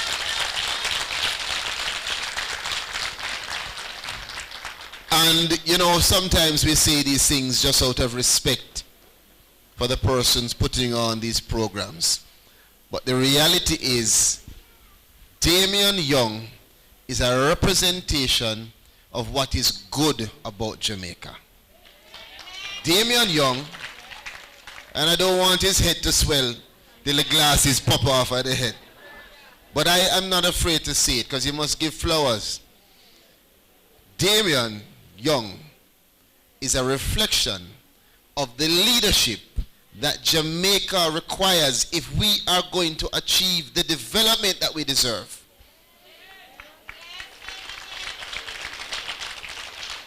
And he hasn't paid me for all of these things that I'm saying. He couldn't afford me anyway, but I speak honestly in telling you that I'm very, very proud of what is taking place here today, because he, you call it job boss, to me, he is the connector boss. He is the one that takes the time to connect the host and the hotels to heart and to the ministry and to you, and to present all of this through his organization on a platform that makes it simple for you to be able to take the opportunity and make the most of it. Big up yourself, Mr. Young. So we want to say to you, congratulations. We want to also acknowledge your team, because of course you don't do it alone. And I know that you have a strong team with you. And I want to pray that you continue to be strengthened and continue to be given the wisdom and the creativity to expand these programs. What you're doing here, I don't know if they know, but you have abused your friendship with me. You have had me here several times, and then you set me up every time you talk. But I don't mind the setup, because again, when somebody is setting you up for good purpose and good reason, it is God who is setting you up. So I don't mind coming here and being set up, because I'm going to tell you now, he doesn't know, but at the ministry, for some time people have been saying, Minister, what happened to the female program? And we've been having some difficulty globally, not just Jamaica. Since the pandemic, it has been difficult to secure opportunities overseas. But we at the Ministry of Labor and Social Security have advanced a very deliberate program that has strengthened Jamaica's position in the overseas employment program. And so we know that for next year, we are already looking at a rebound. And we're already getting calls for additional persons to go on the program. First time in a very long time. So I can assure you that we will be speaking to Mr. Young, and we will be selecting from this group who are among the most qualified in Jamaica to go on the program because of all of what you have done. And from the first list that I have received, which will be, I think it is in January or February that they'll be doing the interviews, I will be carving out 25% just for, yes, Mr. Young, just for you.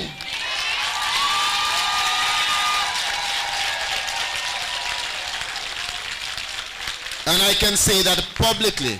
And let me tell you why I'm doing that. I'm doing that because this program is comprehensive. What you have all gone through is exactly what the employers desire and require. You not only have learned the various techniques, but you have been compelled to go through the practical experience. Some of you have already gotten jobs.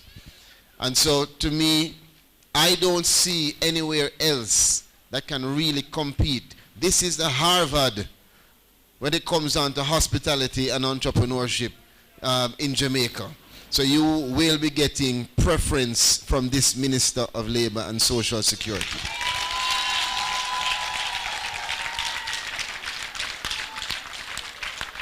Thank you. Matter of fact, I'm going to tell you this. As I sit and I think, please sit. As I sit and think about what we are doing here and what we continue to do in partnership with the Chamber of Commerce, and Mr. Fennell is here, my friend, for a long, long, long time. And Hart, and the JCF, and the hotels. In my mind, I'm wondering why this is only happening in Manchester. In this way. And we're going to challenge him. I'm going to challenge him to see if he can come up with a template that doesn't take him away from you. No. But that allows for this success to be Jamaica's success. At the ministry, we already have departments. We have a labor road workshop, road show that goes across the country and creates opportunities, 1 day, 2 day opportunities for persons to come and connect to jobs, to have social dialogue around labor issues in our country. But I believe that this is a missing ingredient. And this is something which we will be discussing with Mr. Young and the team that he leads. Now, I know that you have had a long run-up. I've listened to some of the presentations. A lot has been said. I want to remind you of a few things.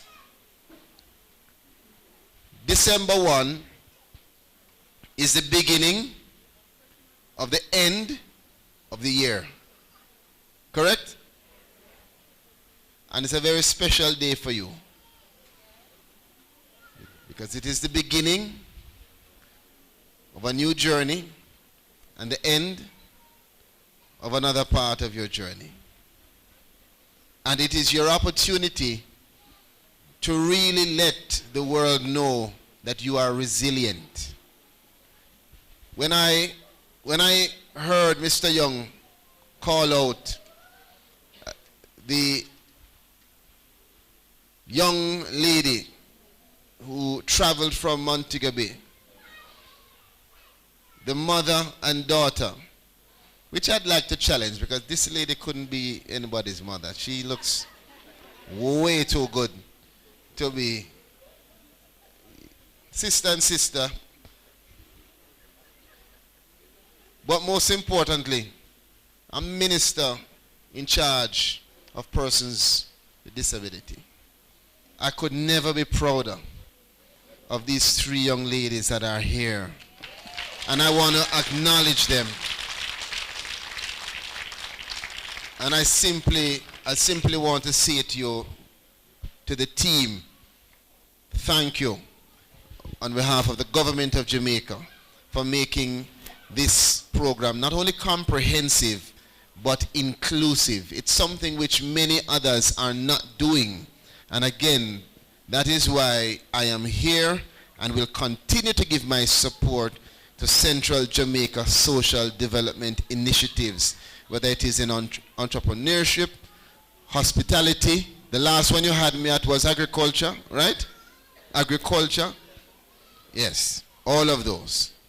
So, again, please remember, there's something that was said to me at one of my graduations, and I want to share it with you. I remember the person said, success is not final, and failure is not fatal. It is the courage to continue that counts. There are some who started the course with you and they did not complete. If you know them, encourage them. Let them know that failure is not fatal. Sometimes failure is to remove you from a place and put you to a place where you should be. Maybe they should not have been in this batch with you for whatever reason. But I want you to encourage them. For those of you who have been successful, this is not final. The fact that you have achieved this is just the beginning of the next step for you. So I want you to be encouraged to fight for what is yours now that you have the competence, now that you have something to prove, to show that, yes, I can establish that I can do this job well. Fight for your job, whether it is locally or overseas. I want to just acknowledge the certification that you received today, because that certification is going to allow you to be globally competitive. That certification that this program has given you, in my estimation, has put you leaps and bounds ahead of many who are going to go before persons seeking jobs, because you are now properly prepared for the working world. But no matter how much certification you have, there's one thing that I can tell you is very important. The Chamber of Commerce will agree. I know Ms. Campbell will agree. Attitude. My gosh, I cannot reiterate how important it is for you to have a positive, confident, bold attitude when you want something done. When you walk into a room to be interviewed and you look defeated, you will defeat yourself. When you walk into a room and you look slouchy, nobody wants to hire you, no matter how good you are. And the irony of it is that many persons are highly competent and would make the best workers, but they just don't know how to present themselves. And I'm going to give you an example. I myself, before becoming Minister of Labor, sent a young man to do an interview for farm work. I can tell you, Inspector, that young man is one of the biggest farmers in Clarendon. When he went to be interviewed, they sent back a note to say that he don't know nothing about farming. I can tell you personally that this is somebody who knows farming. I see him do farming. The man have him 2-3 acres doing farming. But when he got into the interview room, he just closed down. And when they ask him questions,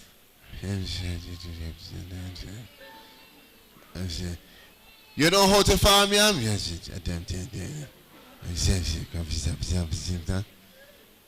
Say, you idiot.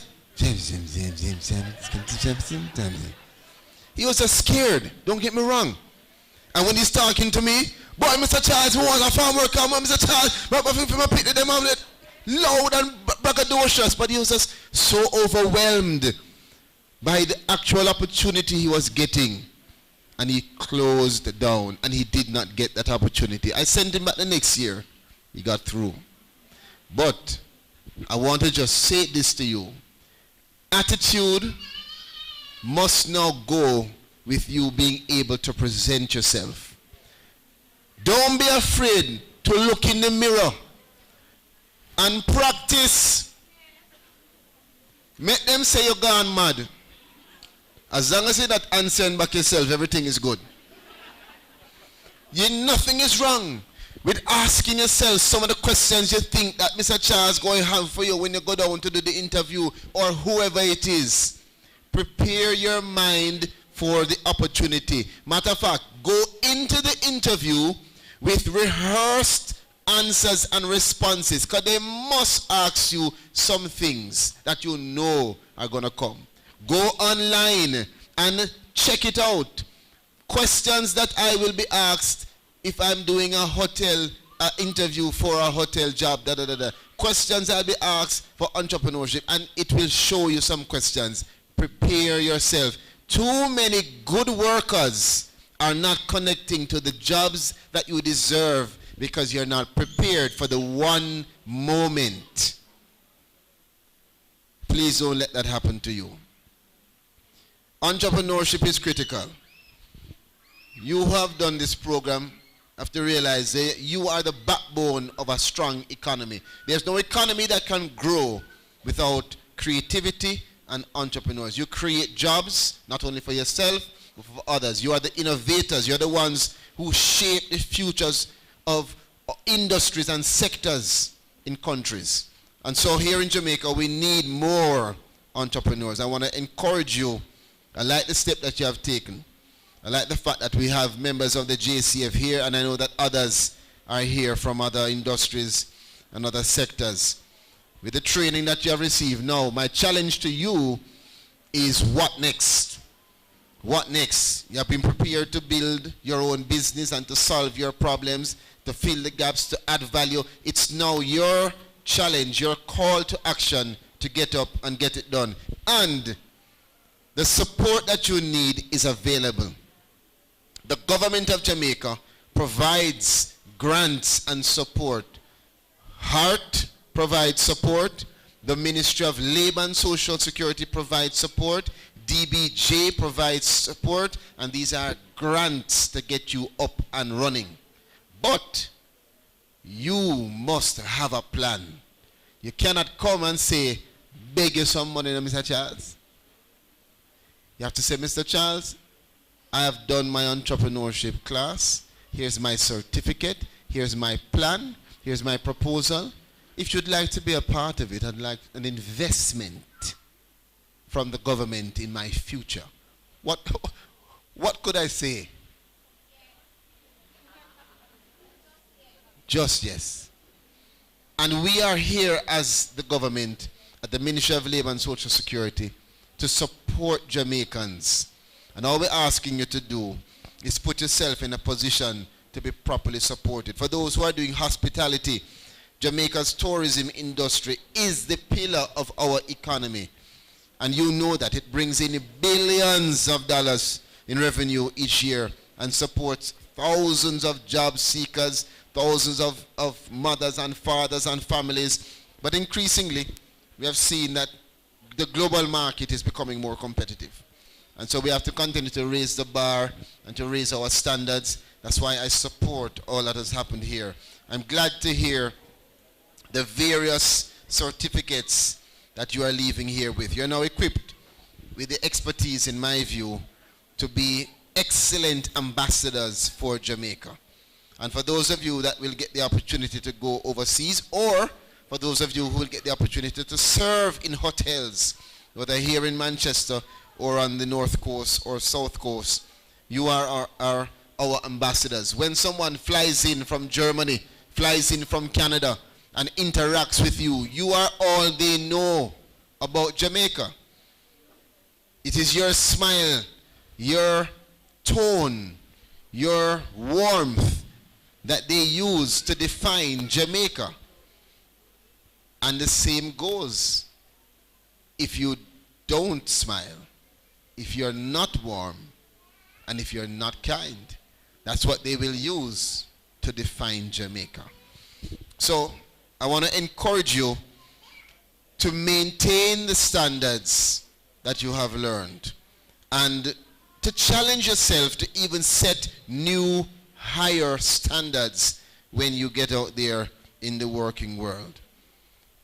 I want to wind down by just leaving you with the call to action. You know, you are going to be leaving here, as I said, it's the beginning of the end of the year. It's the beginning of the end of this journey for you, but the beginning of a new journey. And I want to challenge you with everything that you have received. What are you going to do with these skills?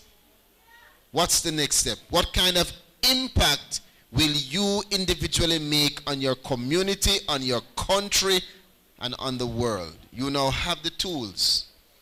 You have the asset that is needed. You have the ability to change your life and the lives around you. But some of you, and when I counted it on the paper here, I counted 86 for hospitality. Was I right? Is that the number? Put it this way, more than 100 between both of hospitality and entrepreneurship. Some of you will be, unfortunately, saddled with the thinking that now that you have finished this, you're entitled to a job. Now that you have finished this, it means you're in a better position to get a job. But you ever hear somebody say that is now the work start? Is now the work start. Get up, get out, make yourself stand out. When I leave here today, I could never forget this young lady. Because in my mind, I don't know her name, but in my view, she named Successful. You got to stand out. You got to push through.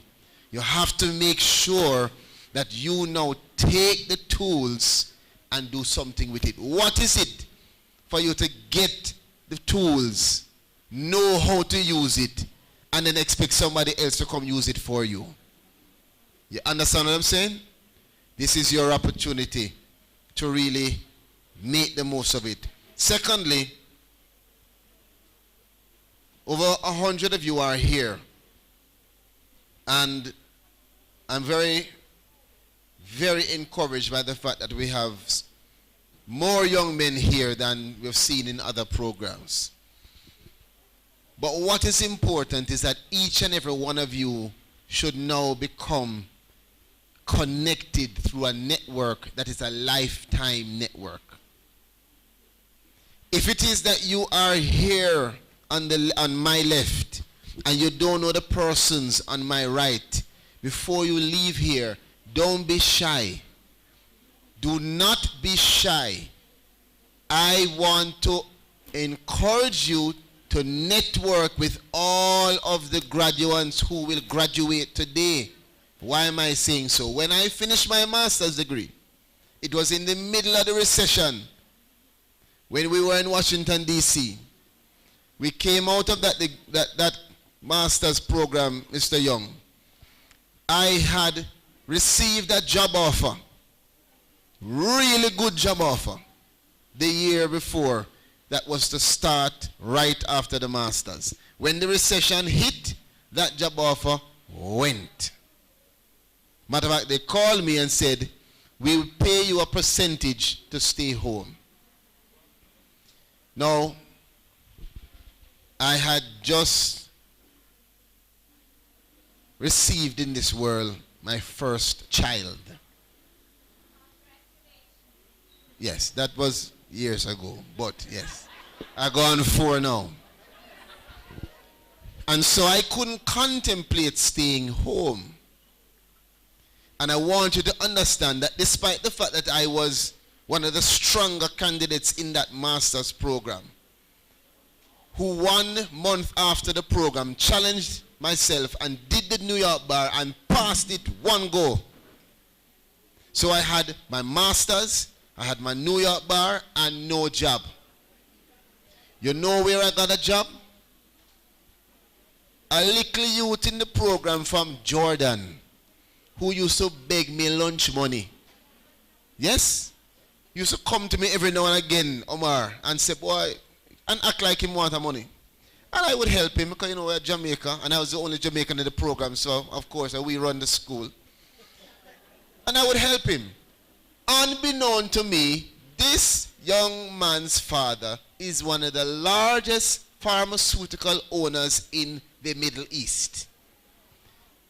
He had gotten a job offer right as we finished the program.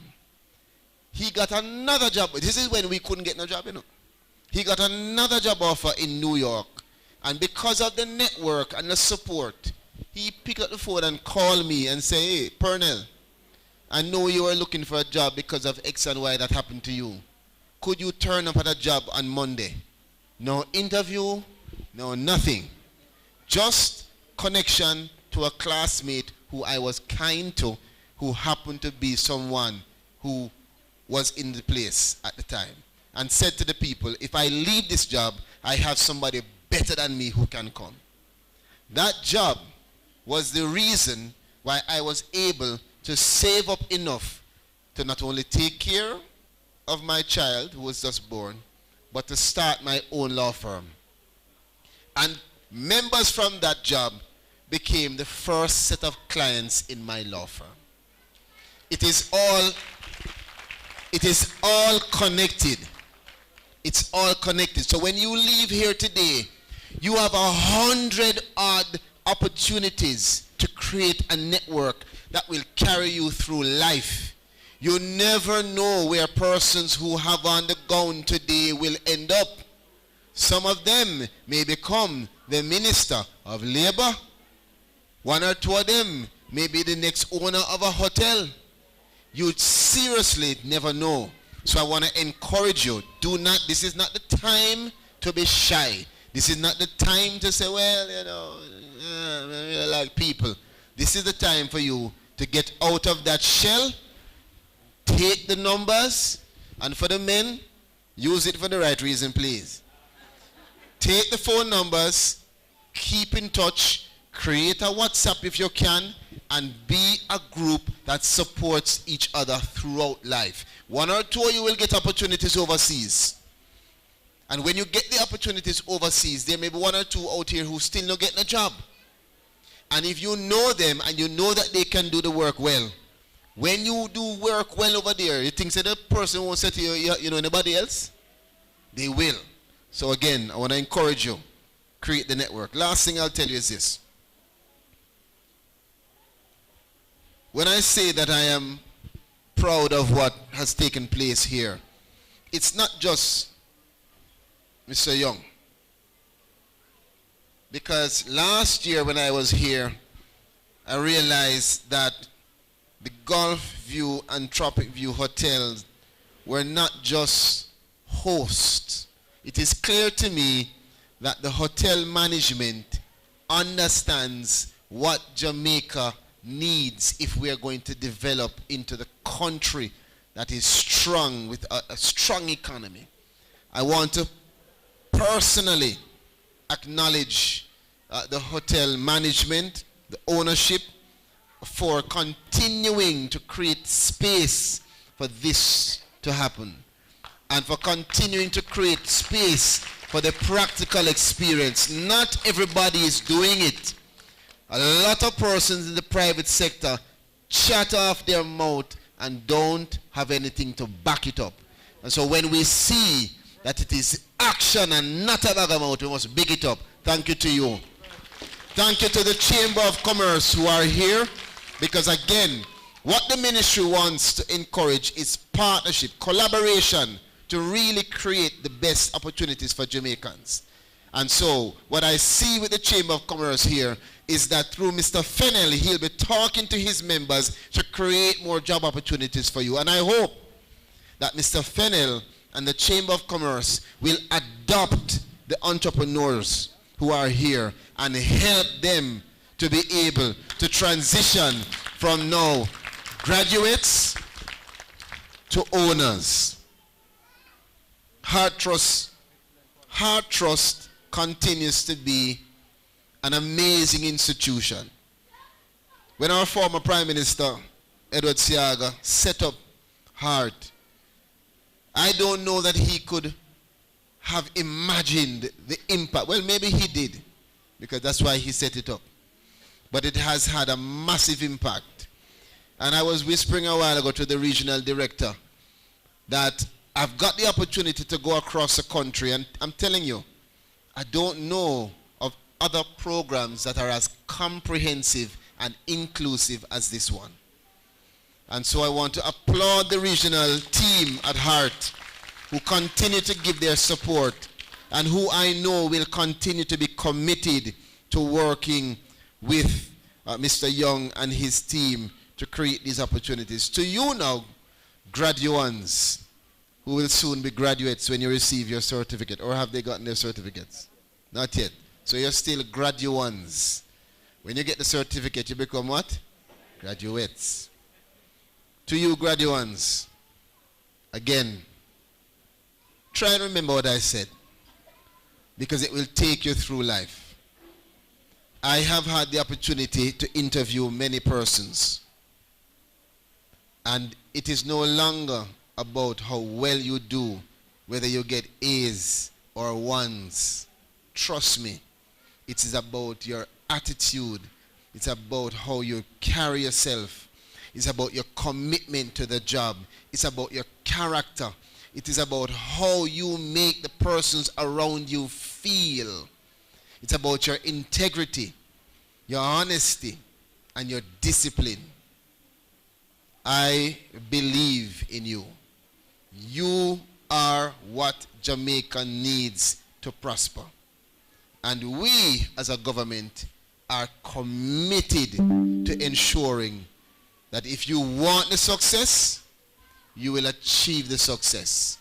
Because we are going to continue to do the things to create that environment. Whether it is making heart free, providing stipends for heart, providing care program, lift program, grants to you, whatever we have to do as a government, we are committed to making sure that we provide you with the tools to be as successful as possible. I celebrate you, and on behalf of all of your family members, your friends, your community, your country, we are so, so, so proud of you. Congrats again to you, graduates. We wish you well and wish you all the best in your future. One love.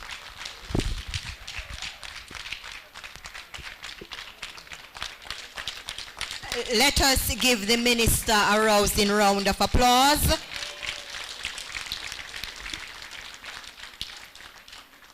Thank you so much. Very profound words spoken by our minister. Now I want us to become very culturally conscious. And I'm going to ask the graduates a question. And when I ask the question, I want you to say, I and I. Good? So, what can we do to improve Jamaica? Again, what can be done to improve Jamaica? Very good. That was what the minister started out with. So the power really does lie within you. He gave you some tips for success, and I hope that you are typing them, or you are writing them, or you are memorizing them. Minister Charles spoke about the importance of attitude and impressions as it concerns success. He also reminded you to prepare yourselves, and in preparation you must have a plan. Because when you go to seek support, you have to have a structure in place. And he also reminded you to take the tools that you have been given and to make a solid mark on society. So thank you so very much for those very profound words, Minister Charles. I'm sure that the graduates have learned much from them. Now I'm going to invite Ms. Elliott, Shauna Lee Elliott, to come at this time, and she's going to make a presentation to our guest speaker. So come along at this time, Shauna Lee. Give her a hand, please.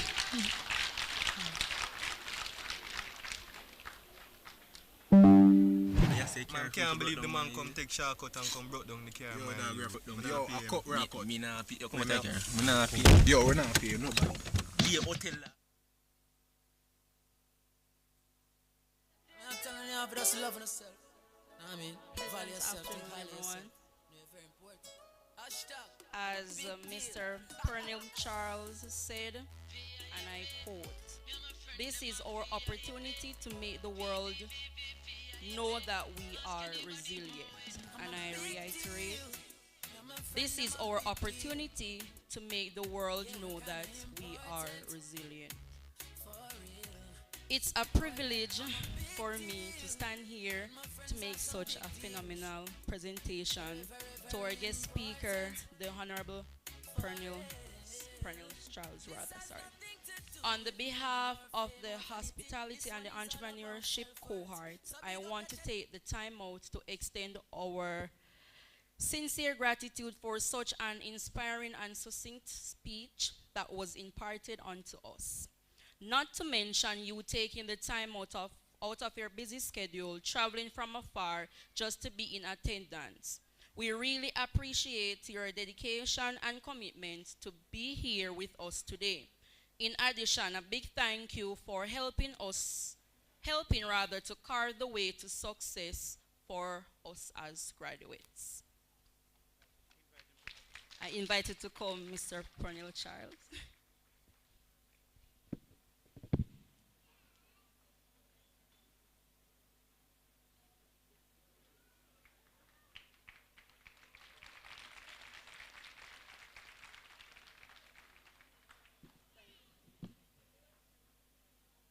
And my friend, oh yeah,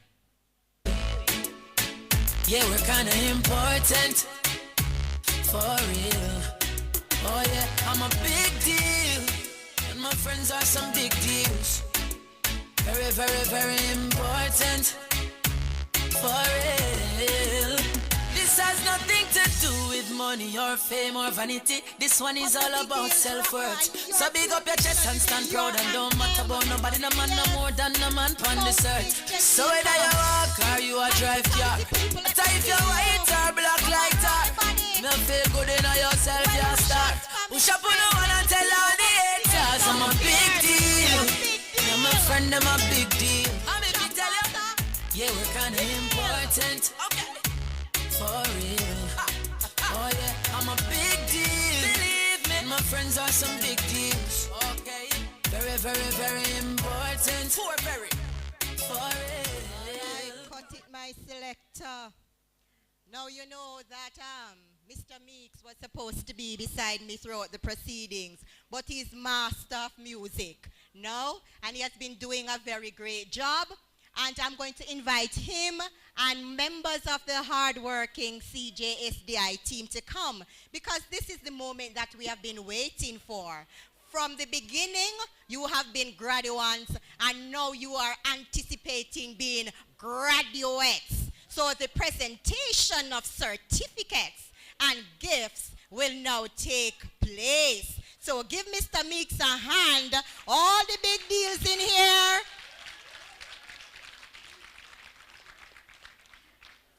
And you see, when you come up to collect your certificate, beg you put on the nice smile.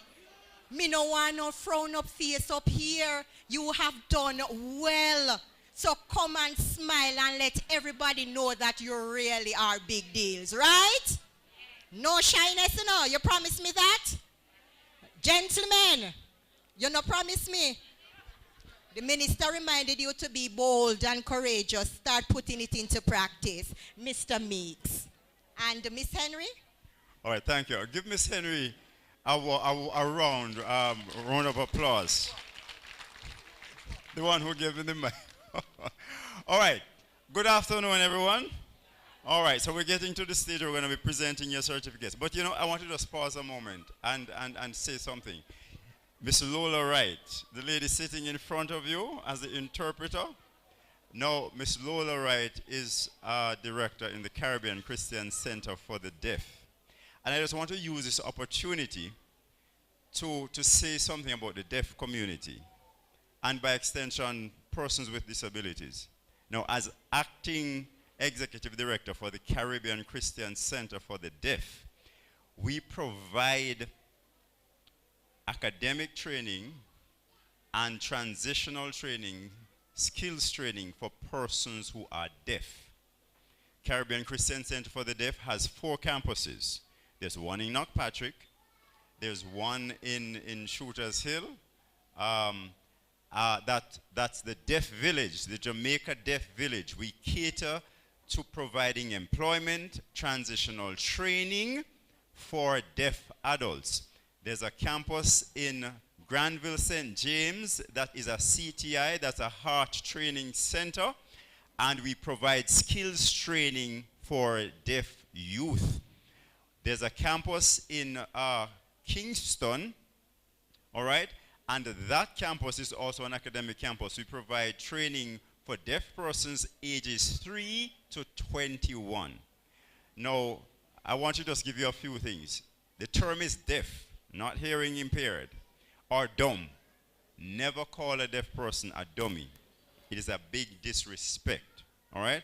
And I just want to say to you, if you know of persons who are deaf, don't hide them, bring them to us. because we provide a slew of service, because we don't believe that they should be left out because of the disability they have. We can speak more about that, but I want you to give Miss Lola Wright a round of applause. And by the way, let me tell you, for her to be sitting here for close to 3 hours interpreting is a phenomenal job, because the trained interpreters work in pairs and they interpret for half an hour apiece. And she's been sitting here for close to 3 hours. So she's committed to the cause, all right? So I just wanted to share that, and I really want to congratulate our 3 deaf participants who did not sit home because of their disability and say, I can't. So that means for those of us who have all our senses intact, we should be ashamed of ourselves, those of us who sit down and not make opportunity of the access to these things. All right, so we get right into the presentation of certificates, and I'm going to ask our minister to come and be a part of the presentation. We're going to be using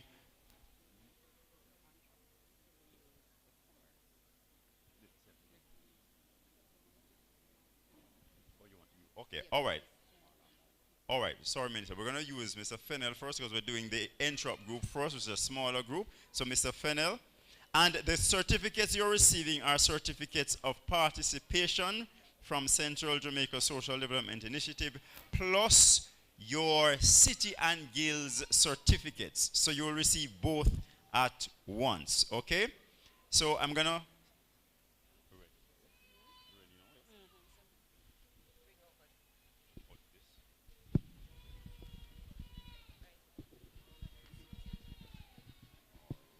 Great.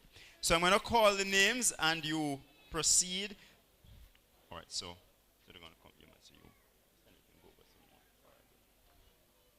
All right, so we have Katisha Beezer.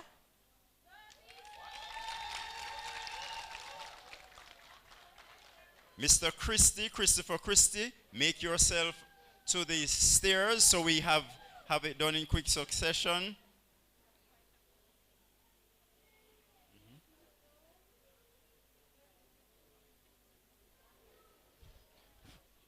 Miss Forbes, Fiona Forbes, make your way to the stairs. Gamaliel War. Gamaliel War.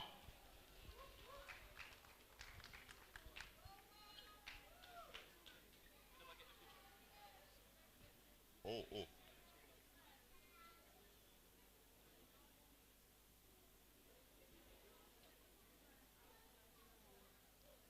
All right, just a pause. All right, great. All right, good.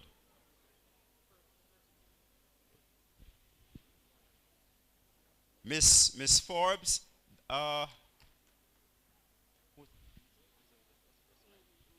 Miss Beezer, please come back. Your picture wasn't taken, so we want that. All right, so just run, come quickly.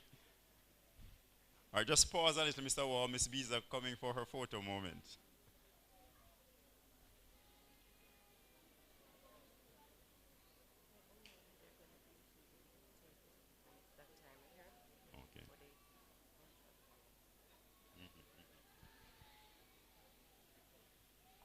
All right, Mr. Waugh. Mr. Jabbar Thomas, make yourself ready, followed by Mr. Jaden Lawrence.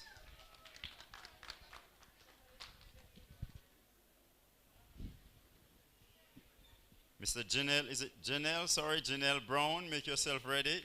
Janelle. Oh, it's Janelle, okay. And Janika Smith. Karen Turner. Mr. Lawrence, Jaden.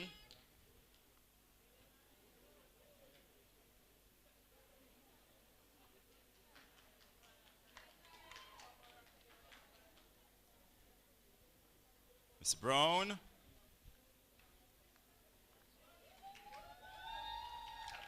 Janika, okay.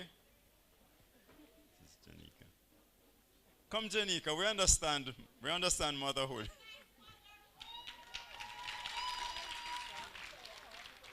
Kaveen Ingleton, make yourself ready. And Kemion Stewart.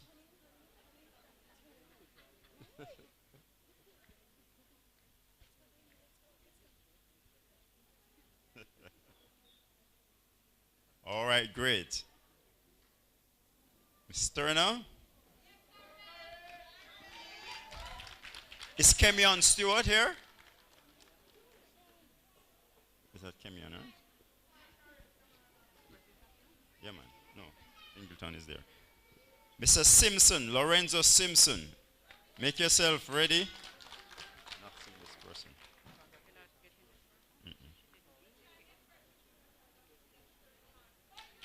Nadette Griffiths.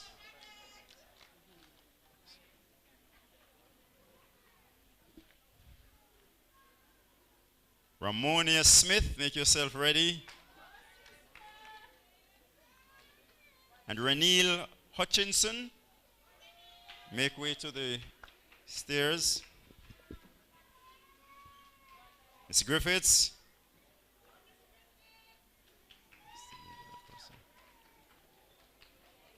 And recalling Kemion Stewart. Not here.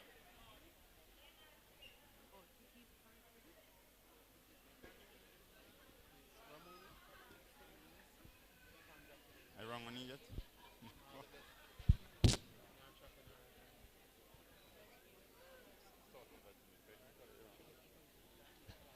So Hutchinson.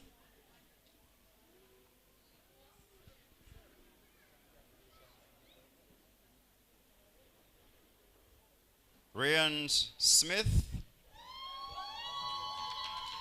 Roger Henry. Shaquin Johnson.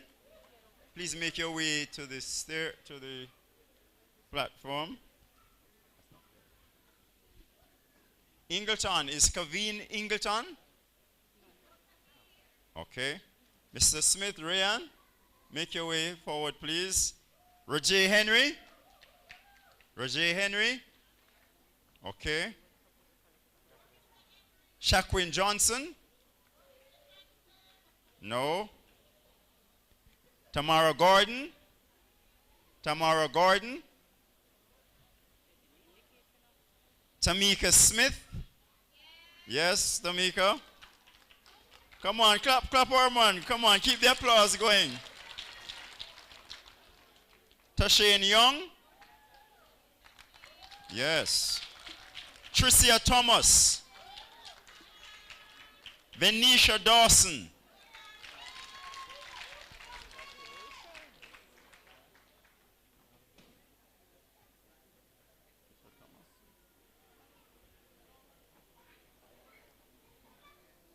Tashane Young.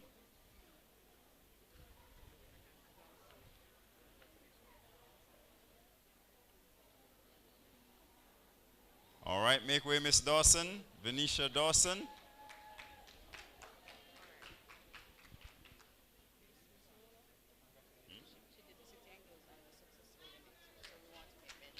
Lola, right. Okay, all right, great. Yes, thank you very much, Mr. Fennell. So we're going to make the minister present it to her. Make the minister present it to her. Okay, all right. So we want to have a special mention. Miss Lola Wright sat the city and guilds and was successful. I'm going to ask the minister to make this presentation to Miss Lola Wright. Give a rousing applause for Miss Lola Wright. Listen, it shows that learning never stops. As long as you are alive, you should be learning and advancing. All right. Yes. That's a rebuke to you young ones. Young at heart, young in body and young in mind, but not striving. Learning never stops. Lola, I want you to look at the camera right. Woo!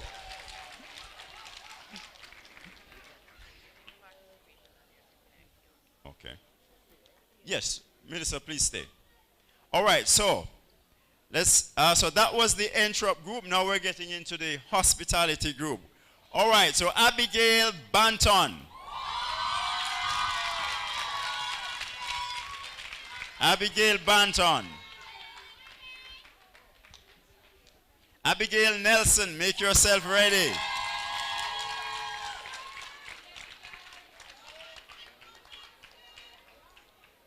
Akelia Smith, make yourself ready. Akelia Smith. Althea Shantilu.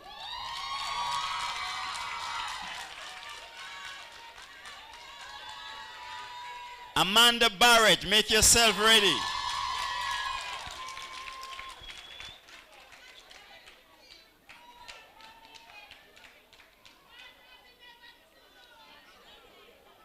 Amanda Cowan. Look into the camera. Show your beautiful faces.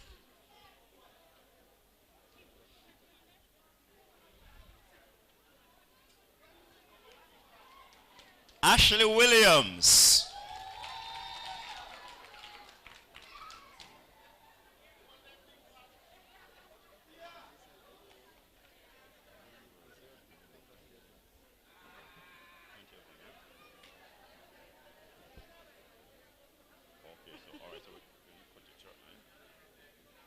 Anne-Marie Bailey.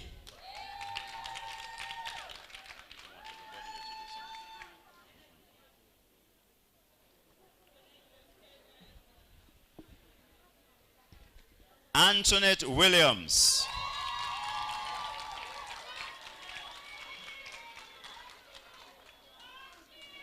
All right, thank you very much, Minister. After this one, good. Miss Bailey.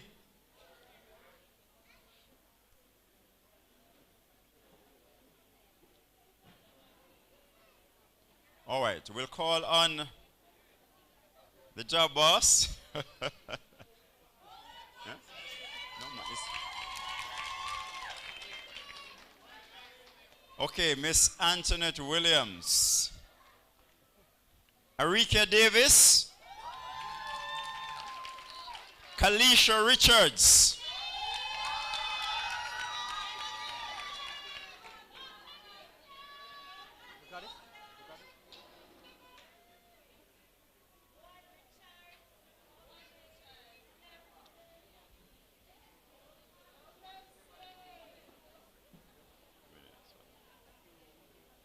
Camille Blake.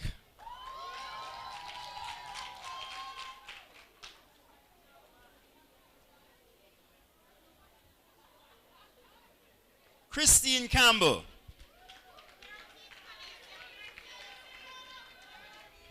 Christine Campbell. Claudine Nash.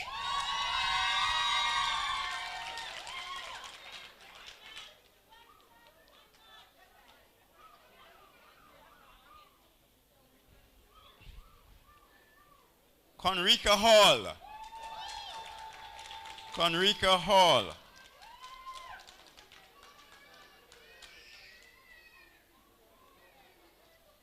Christy Baker.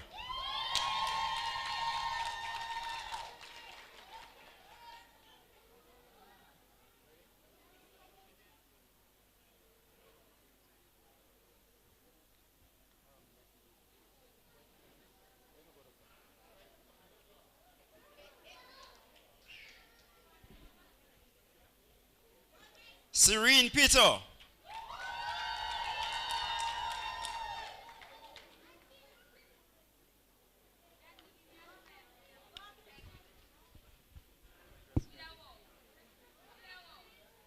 Dacian Plummer. Dacian Plummer.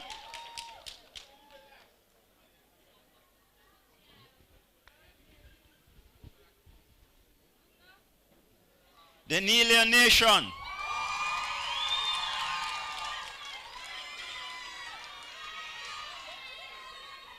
Denise Smith.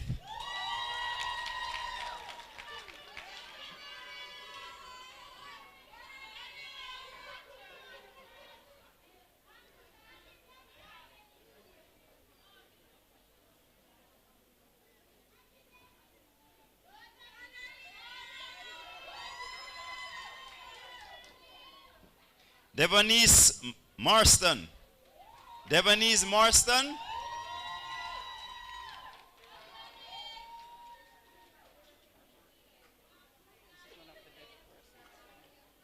Okay. Okay. Diana Williams.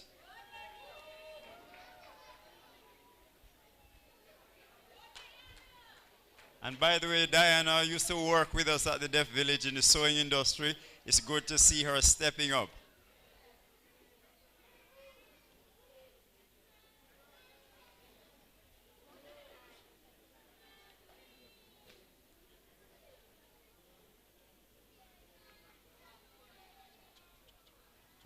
Talk to young man. Dione Dyer. Dione Dyer. What happened to the hands them is what, listen now. Dwayne Humes. Enika White.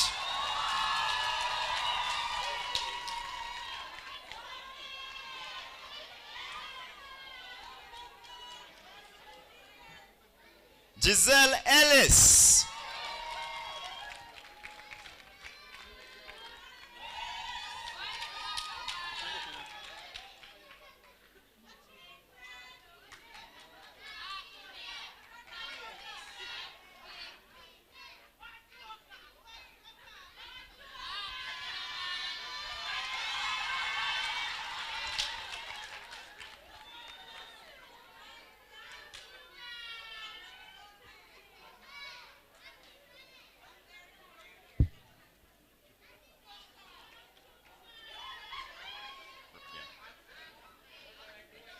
So Giselle is coming next. And then, what? Okay. Hannah-Ree Edwards. Another of the deaf participants. Come on, man. Give up. Come on. Look here now. Look here now. This is how you applaud for the deaf, by the way. So watch that. Yeah. So they see. Yeah. There you go. There you go. That's deaf clap. All right. Aisha Blackwood Griffiths. Ishika Winter. Ishika is not here?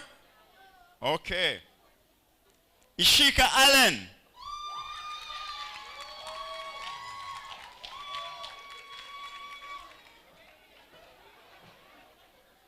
Ivorine Watson.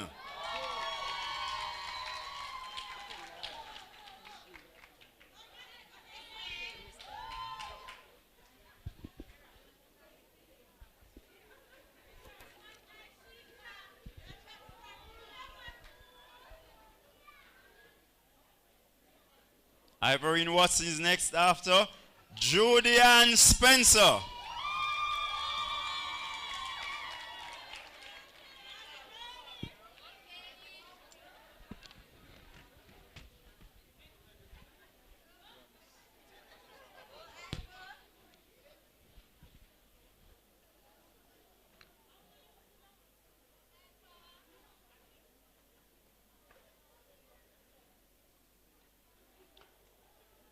All right, I'm going to invite Ms. Holloway to come and make some of our presentations for us.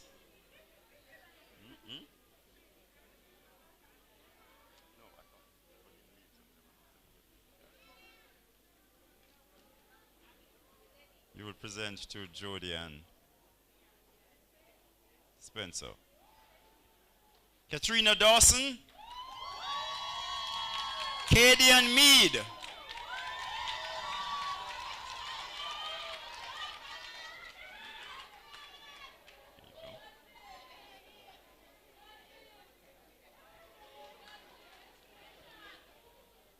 Khadijah Foster.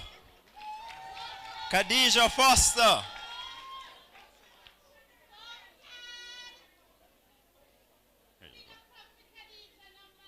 Khadijah Foster. Kimola Williams.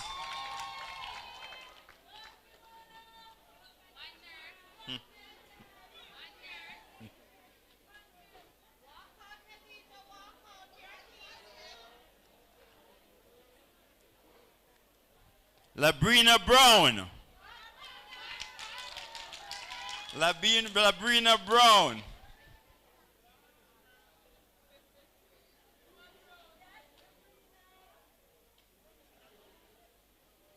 Latoya Wilson.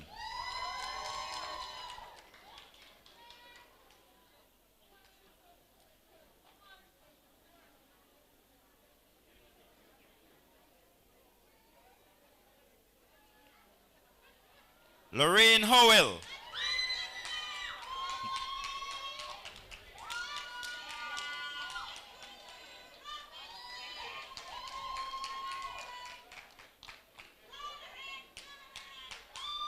Marcia Knox.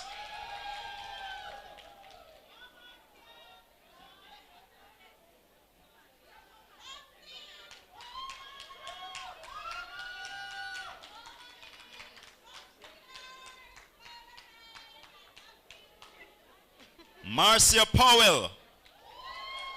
Marcia Powell.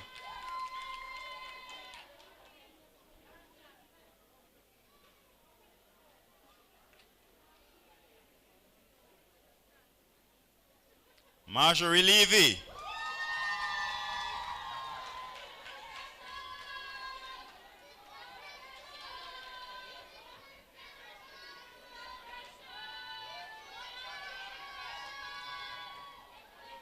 Marsha Cohen.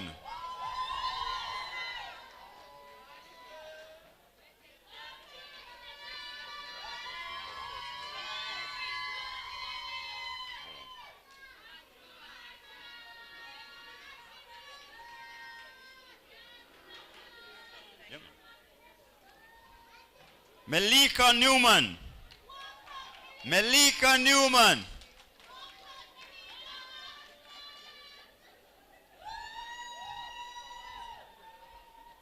Melanie Scaff.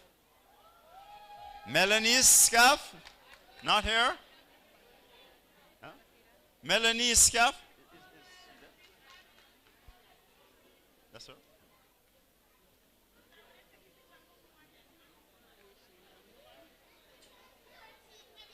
You're new, Miss Malika, right? Melanie Scaff? Or Skiff?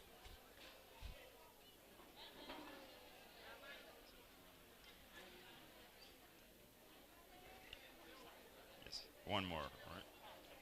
Melanie Ennis.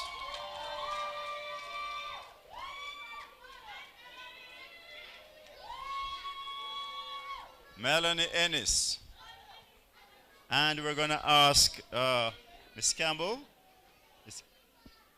yes, to prepare yourself to do some of the presentations. And then Officer Burke, prepare yourself as well. Brooks? I think you're going to change your name. All right. Thank you very much, Ms. Holloway. All right. Monifa Blake. Monifa Blake.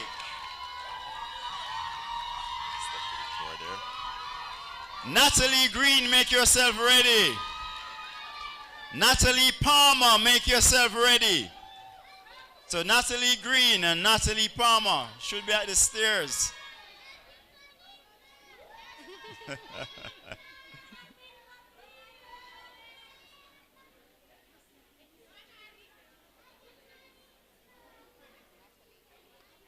Come on, make yourself.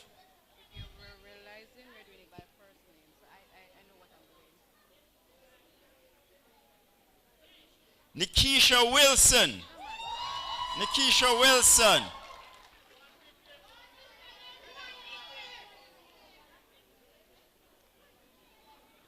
Nicola Anderson. Nicola Anderson.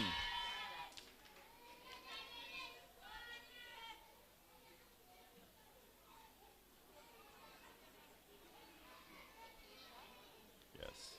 It's Nikisha Wilson. Nicola Anderson. Nicola Pickney. Okay, this, I had to look good too much. Is Pick which is I said is Pickney? This one got me. Pickney. Nicola Pickney. Now this is the first. Miss Pickney is not here? Oh, such a pity. I'd like to see what she looks like. Nicole Morgan. Nicole Morgan. Not here. Nikita Gardner. Nikita Gardner. Come on, keep the applause going. Odette Smith, make yourself ready. And Odette Cottrell. Odette Cottrell. So after Odette Smith is Odette Cottrell.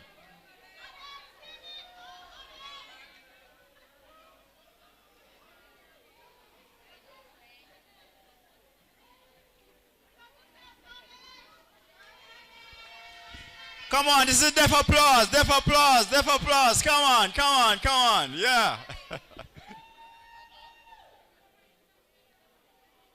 She's Cottrell. Keep the applause going, keep the applause going. There you go. Odette Smith? All right, good. Amelia Irwin. Amelia Irwin?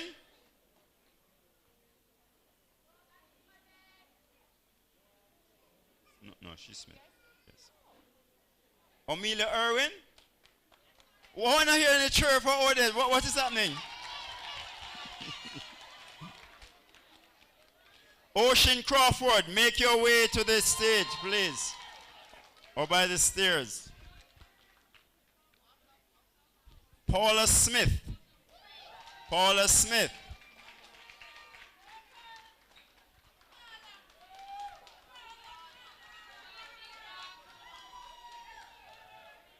Who's this? Patrina Elliott. Patrina Elliott.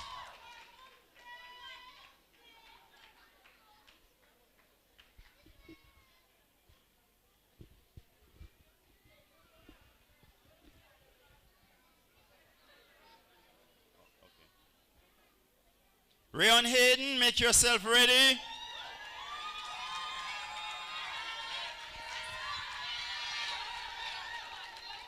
Rona Johnson, make yourself ready. Rona Johnson. Is Rona here? Rona Johnson. Rochelle Johnson. Rochelle is not here. Sabrina Grant. Sabrina Grant. Sadie Sutherland.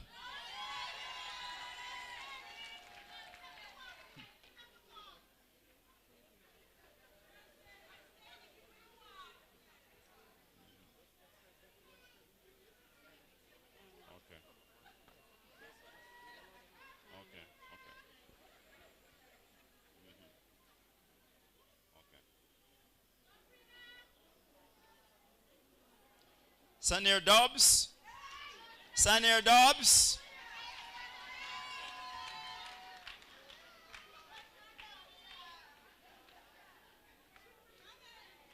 Sasha Lee Crawford. Sasha Lee Crawford.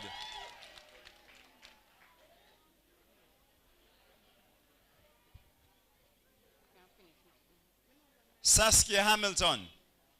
Saskia Hamilton. She's not here? Okay. Right.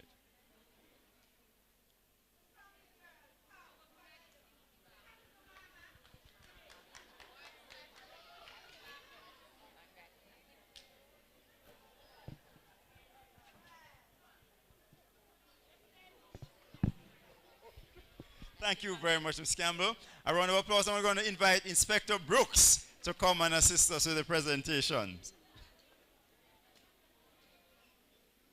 All right. Shaniel Hilton.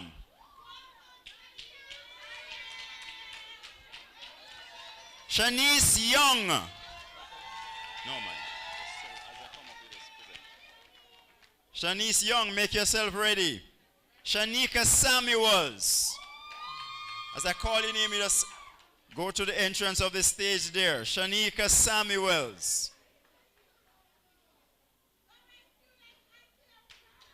Shauna Lee Elliott, make yourself ready.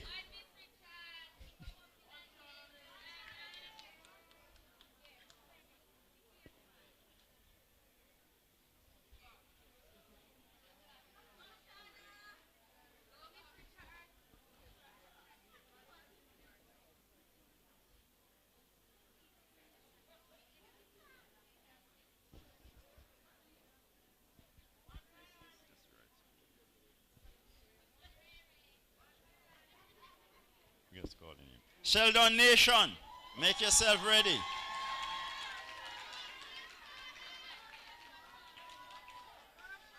Shelly Ann Bartley.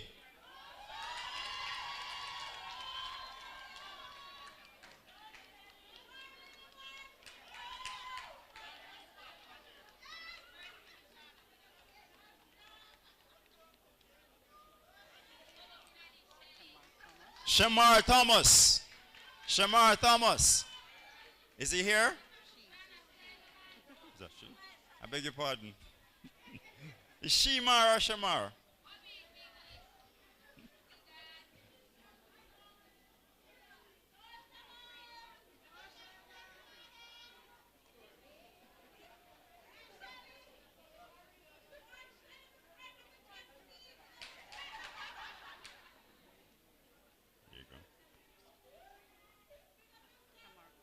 Shamar. Shireen Thomas. Shireen Thomas, make yourself ready. Yeah, man. Shamar. That's her there. Shireen Thompson. Tanya Dwyer. Tanya Dwyer.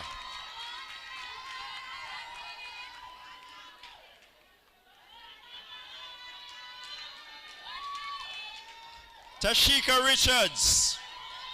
Tashika Richards.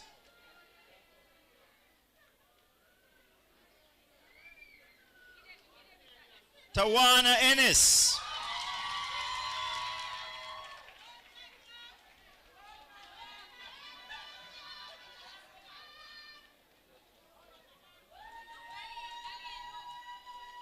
Terry Ann Francis. Terry Ann Francis. Make your way.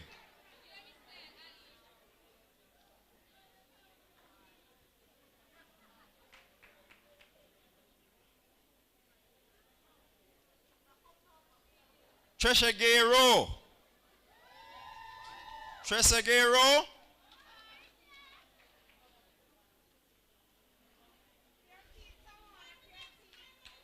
Yes.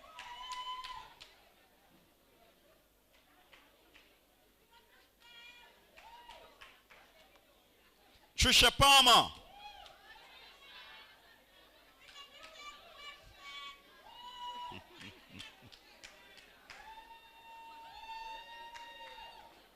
Vanessa Young.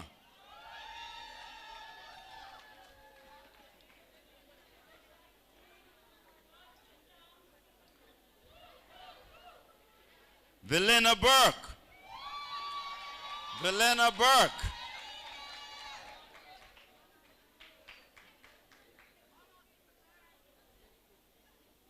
Winston White. Winston White. Winston White.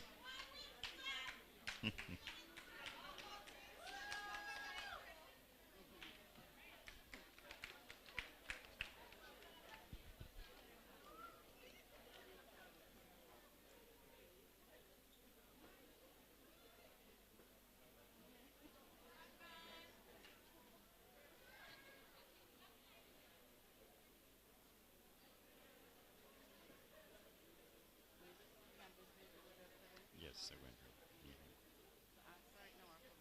No, no, we do this. Oh, that's it. Thank you very much. Oh, yes, yes, yes, I beg your pardon. My problem. So oh,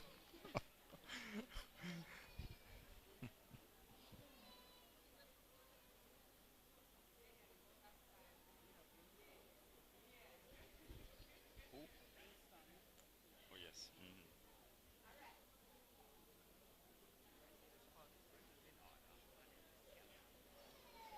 All right, while we'll take those pictures, we have some special presentations to be made by Miss Campbell. No, there's a...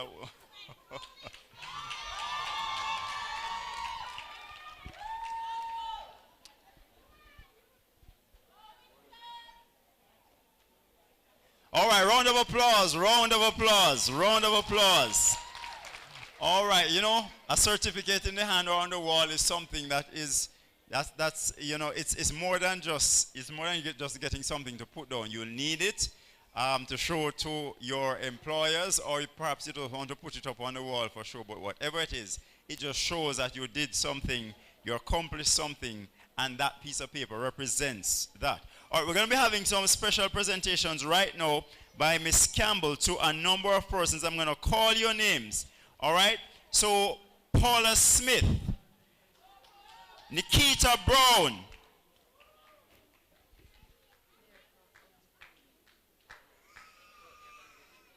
okay. And these persons are outstanding performances throughout the training. Outstanding performances. Paula Smith, Nikita Brown, Sadie Sutherland, Sheldon Nation, Dwayne Humes, Tanya Dwyer, Antoinette Williams, Latoya Wilson, Denise Smith, Saskia Hamilton. Saskia's not here. And these persons were voted by their respective supervisors for their outstanding performance in training.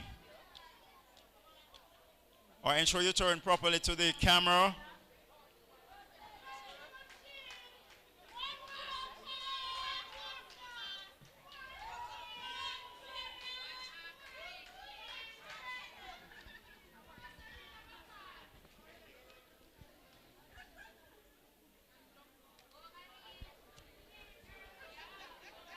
That extra effort, that extra grade, that extra does something, that extra hour. You know, the extra effort, the extra push. There's a reward in going the extra mile.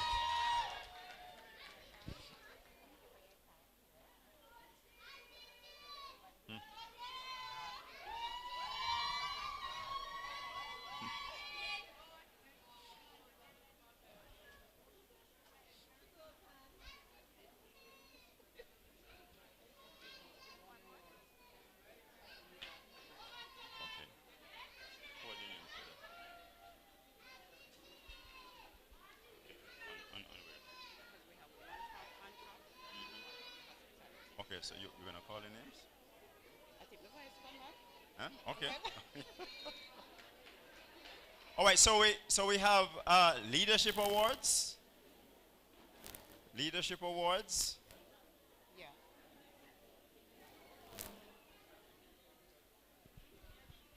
Okay, so for the two training programs, sorry, well, my voice isn't back as it. We have Janika Smith, who did exceptionally well, go above and beyond, contacting the office, contacted me. Oh, you're not hearing me? All right, I barely have my voice back, so just stay with me, all right? So Janika Smith from the Anthrop Group, she's here. And Christy Baker for the Hospitality Group.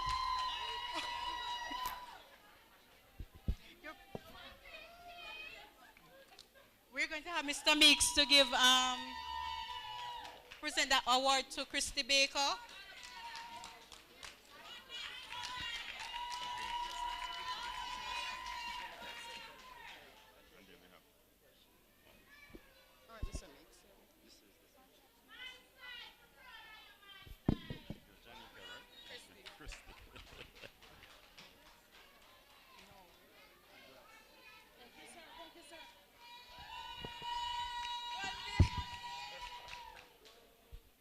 Okay, Janika. You're feeling sexy?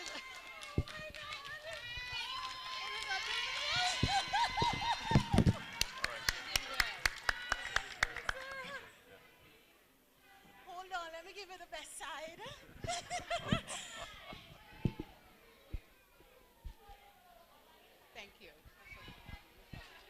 All right, we're going to invite Miss Holloway. There are some students who have some special presentations to make to some teachers. So Miss Holloway will accept those gifts on their behalf. So if you have a prize or a presentation to make to those teachers or your gift, please make your way to the stage to do that presentation to Miss Holloway on behalf of the teacher. No. All right?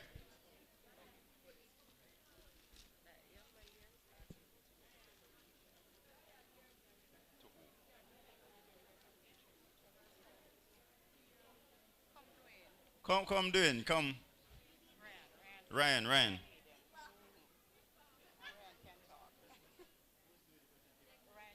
Ryan is coming.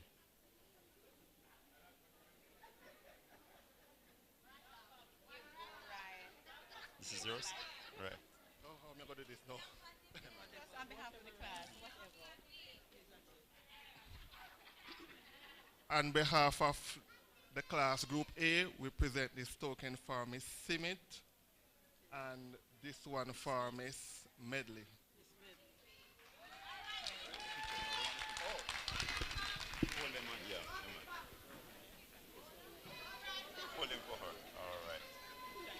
All right, do we have any more? We have more? Yes? Yes?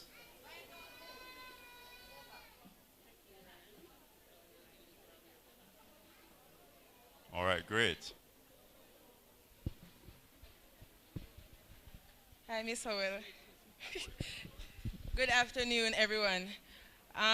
This gift is for Miss Medley. However, I had prepared a speech, I know, so I have to give it to Miss Howell on her behalf. Thanks for taking the time to teach us Thanks for taking the time to teach me as you have done. You made learning interesting. You made learning fun. You give your time to help us, prepare us for the world outside. Thank you for being my teacher. I say this with pride. A round of applause, come on.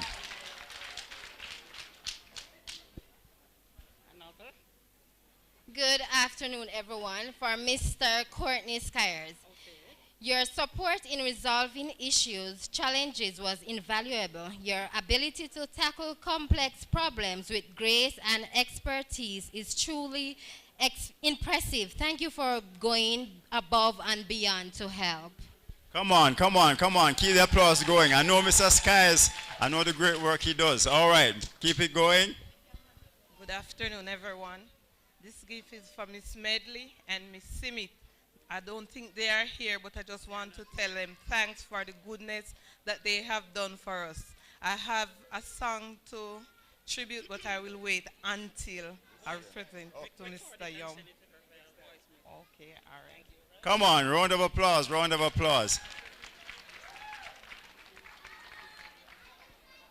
All right, keep them coming. Boy, I can see the teachers did a good job. Good afternoon again, everyone.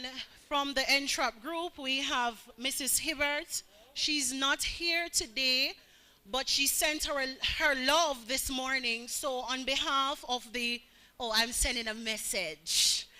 On behalf of the Micro Entrep group, ma'am, I want you to tell Mrs. Hibbert, she is a powerful partner, and we appreciate her. May God continue to bless and keep her, that her light will so shine in others as we are going to take that light for it to shine. We appreciate her and thank you for sending her for us. All right, keep the applause going. All right, do we have any more? No, that's it. All right, so Miss Holloway is about to leave, but she wants to take a photo with the men and the deaf participants over in that corner. All right, so just make your way, and the minister will join her as well, over to that corner for a photo moment. I was about to say a Kodak moment. A photo moment, so you know how old I am. All right.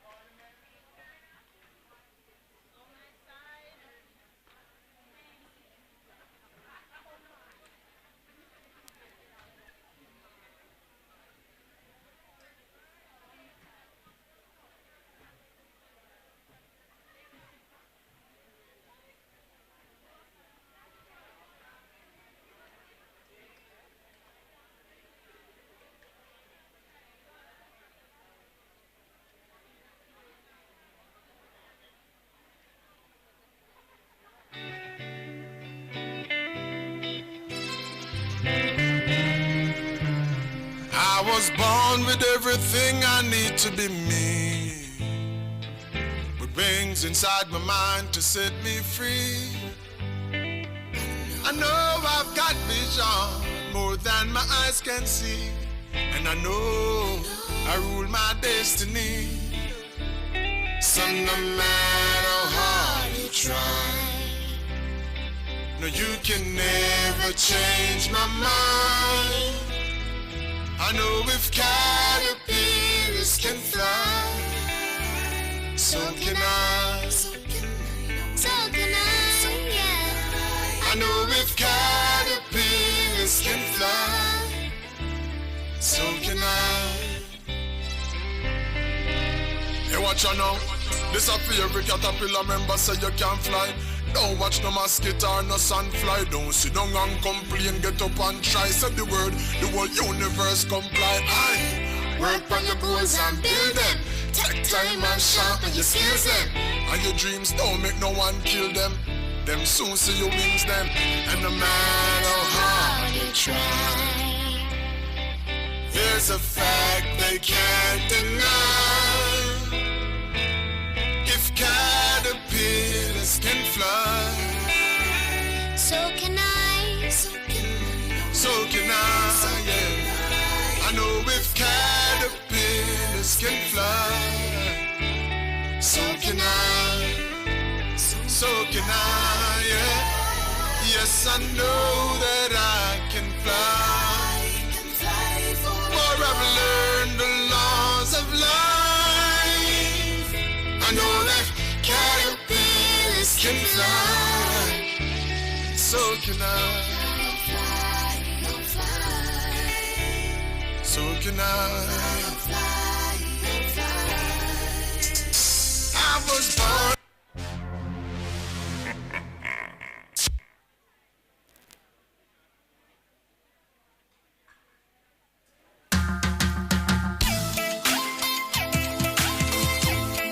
Let me start that one here.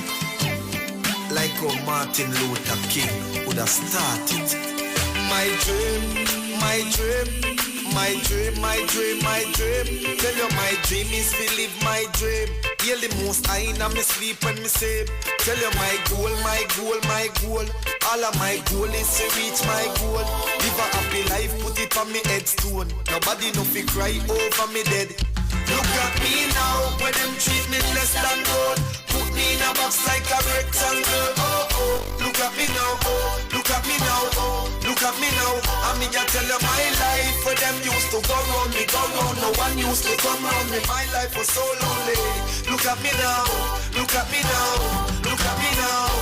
Me a take plane like JUTC. When you see me, it's on TV. Shows after shows after shows after shows. Tours after tours after tours after tours. When me name call is like roars after roars. Sweet melody and chorus after chorus. Them lock a one door, me bust doors after doors after doors after doors after doors after doors. Look at me now, where them treat me less than gold.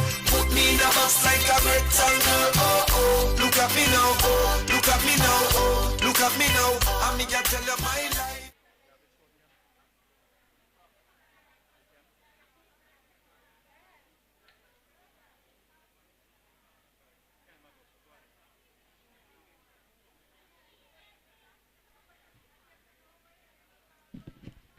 All right, while we prepare for these special awards, just want to tell you that there's some natural, nutritious, health-building juices in the corner there, and we don't want the proprietor to go back home with one bottle. She is a part of one of the previous cohorts, and that's the business she's doing now. All right, so we want you to no trust in. Did somebody say trust? What's that?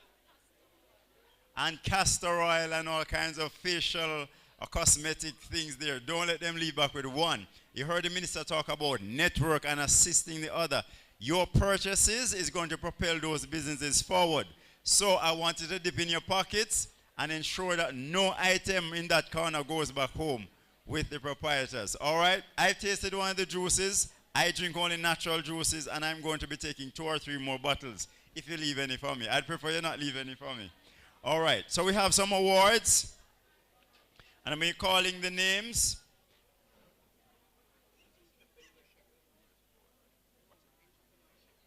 Okay, and these are for the top performers in the different training program or training area. In third place, we have Tashawana Young from the Introp group. Third place. Tashane Young, third place.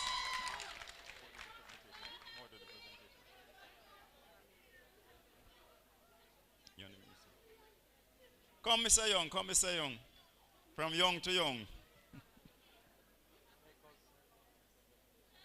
Second place in the entrepreneurship training program.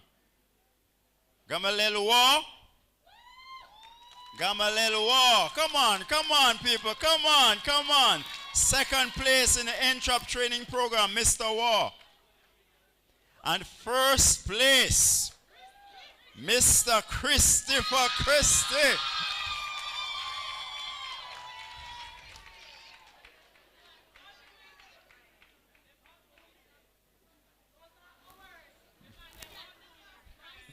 Yes.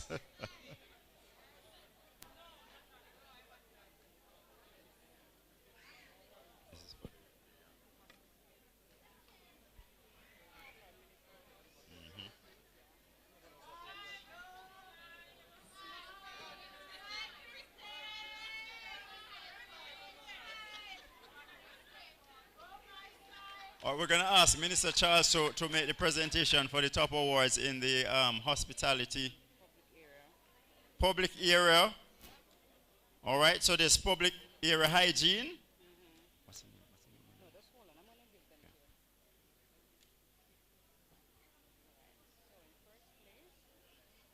So first place, or one of the first place, what is? Peter and Petrina Elliott. Petrina Elliott, is Petrina here? Petrina, is Petrina here? Or she went outside? Can someone, one of our friends, come and collect for her? Or we wait till she comes back? Or let's wait till she comes back. All right. Lorraine Powell is second. Lorraine Howell, second place. Lorraine Howell. Warm to the applause. Oh, that's a joint first place. It's joint first place. Oh, we have a lot of first place. Or same averages of.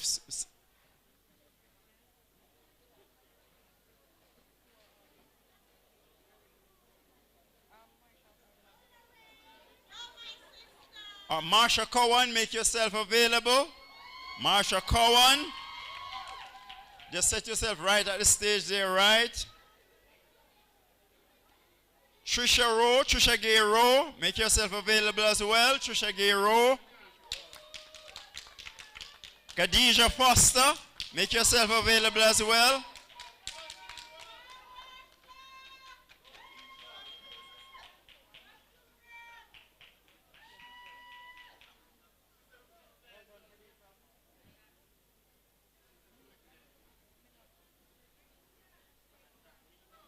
Trisha Gay. Oops.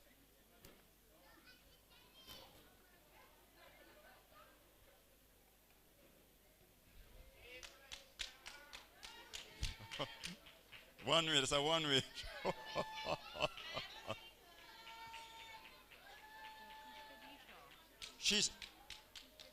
You're Kedisha? All right. Trisha Gay.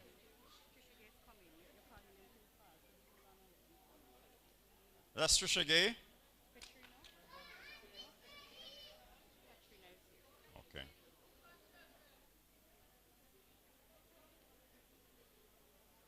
All right, Petrina Elliott. Come around the side, Petrina. One more. We're not finished with you yet, Minister. Okay. So those are all first places. So who says only one person can come first? Marcia Knox.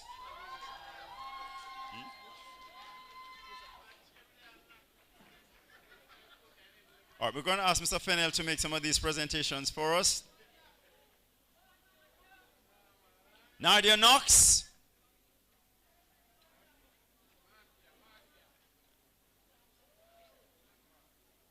Giselle Ellis.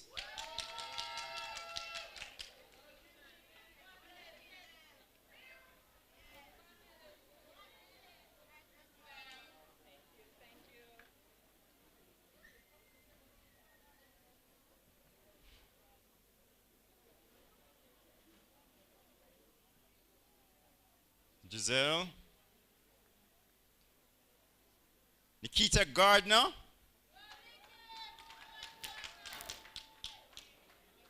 Marcia Powell. Marcia Powell.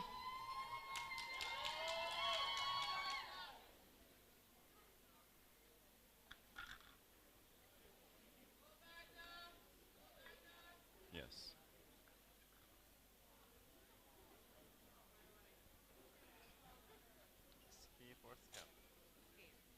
Melanie Scaife.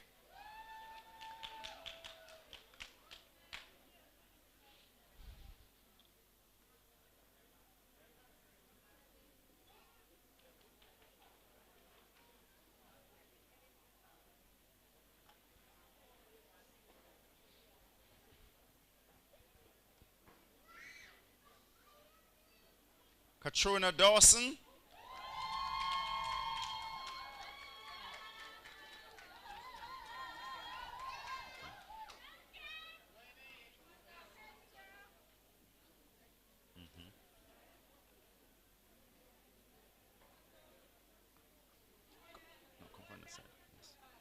All right, so is this all right? Okay. Yes, no, that.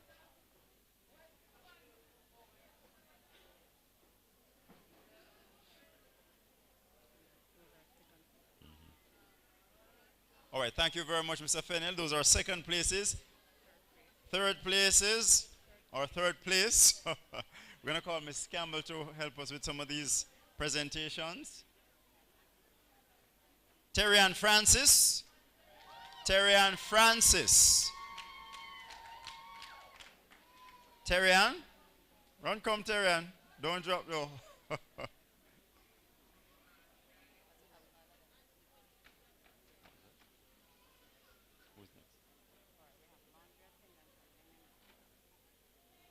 All right, so the next area is laundry attendant and linen room.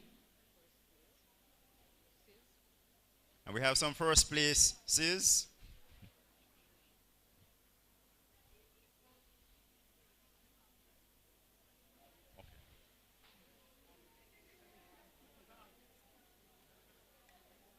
All right, so we're going to call this now. All right. Vanessa Young. Vanessa Young.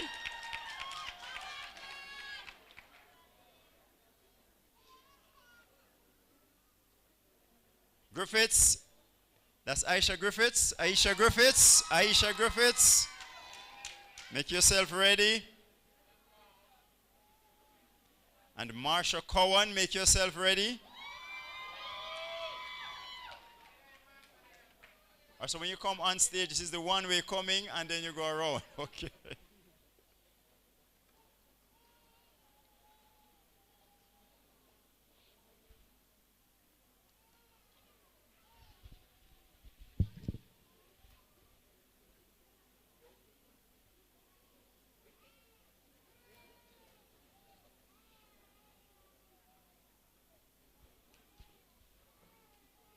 All right, moving into second places now.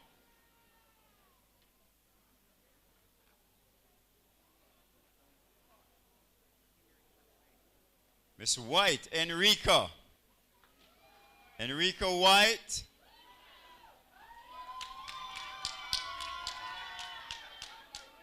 Melanie Scaife.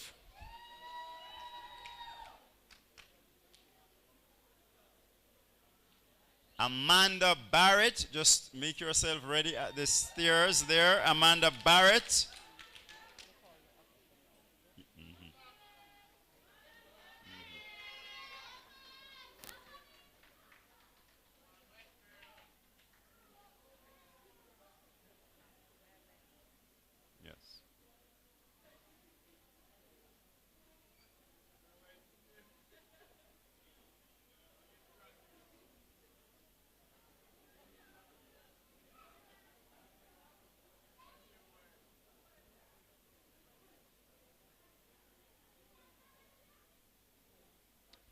Okay.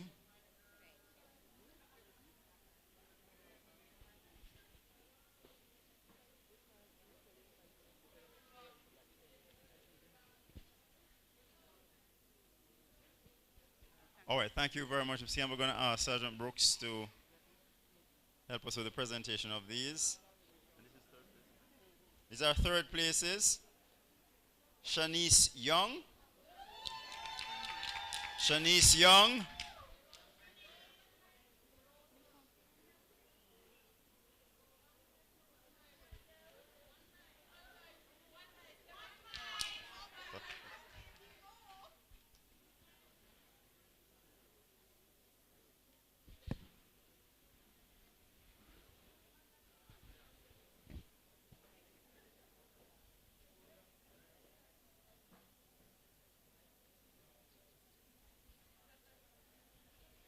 Miss Allen, Ishika, how you pronounce that? Ishika Allen. And Terrian Francis. These are third places. It's Ishika. Terrian Francis.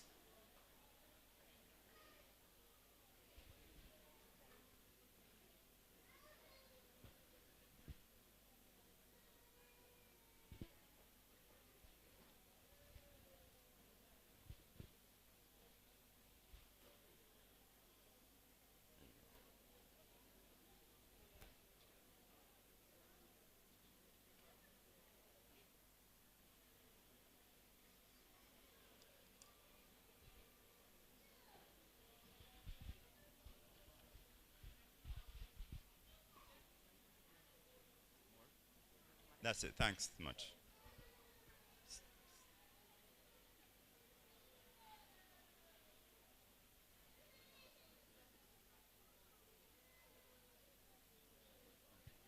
All right, so we have a presentation to the chairperson, and that will be done by Tashay Young. So, Mr. Young, please come and make the presentation to our chairperson. You're not clapping?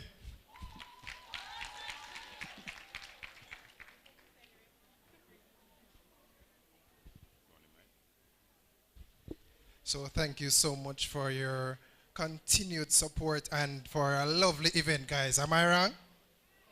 Am I wrong? She was very vibes, not true? So thank you so much for bringing light to the situation and being on your feet and adaptive right throughout. Thank you so much. All right. What kind of thank you? Listen up. All right, thank you very much. And Miss Henry has been doing a good job from morning. Not true?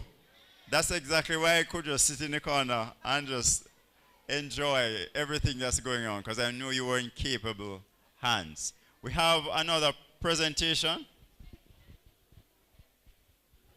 All right, those of you who are making presentation to Mr. Job Boss Young, please come to the stairs, and Mr. Young, please present yourself so that the presentations can be made to you.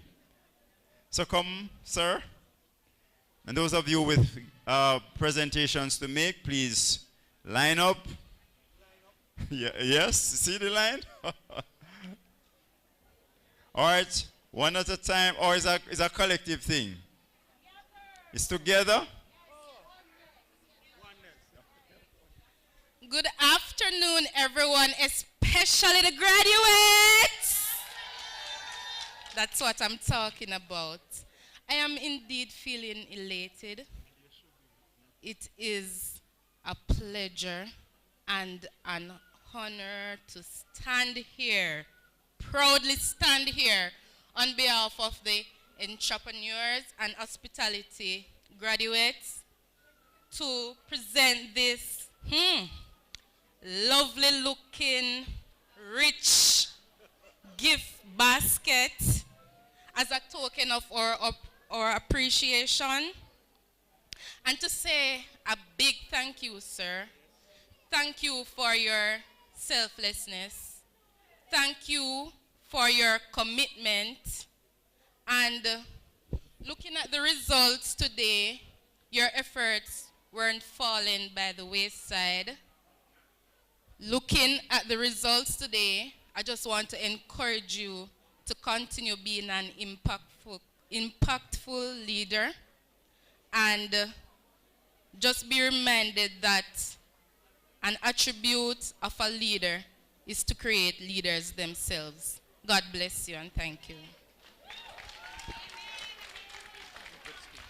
Thanks.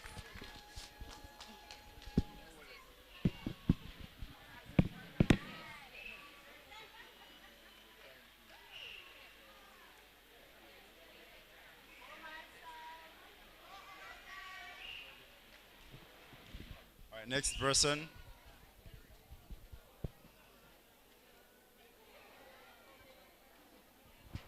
Good afternoon, everyone. Mr. Young, this small gift is from my little groupies, and we want to say thank you. We really appreciate you, and we really appreciate what you're doing for us. Continue to do good. God bless you, sir.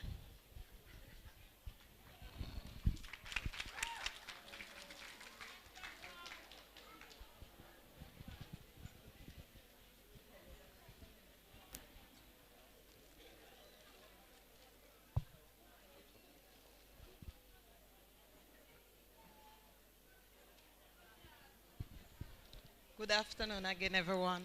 Mr. Young, on behalf of myself, I just want to say a big thank you for the good work that you have doing for us. We really appreciate. Many of us here never get to graduate from a primary school, neither a high school, and so this evening we just want to say a big, big thank you for the good job that you are putting out. I'm gonna do a chorus.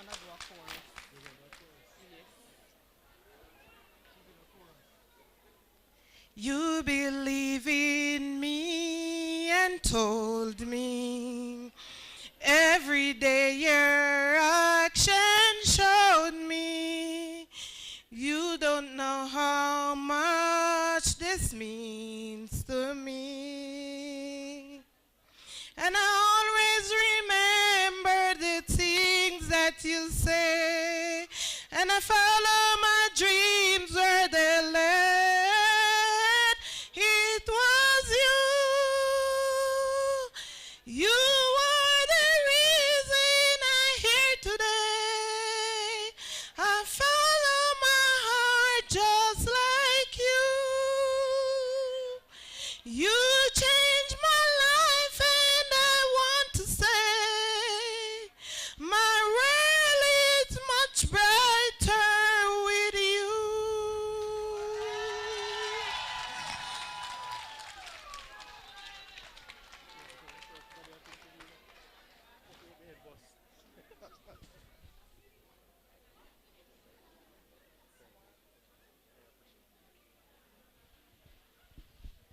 All right, so some other persons, I suspect the presentations continue.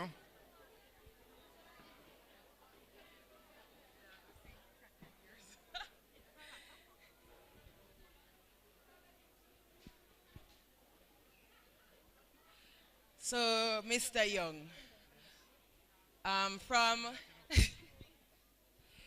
from our small group, we called ourselves Prosperity throughout the training. We had came together and we had made a reservation for you.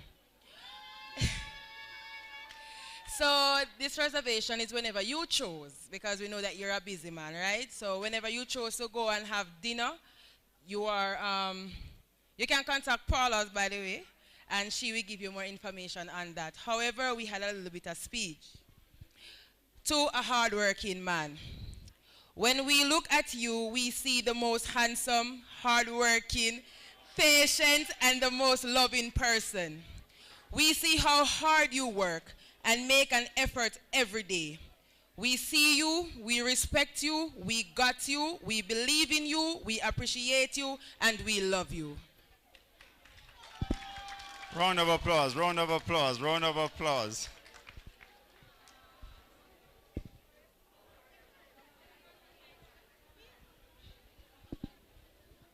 I see why he keeps telling me that I'm ugly, because the guys keep telling him that he's handsome.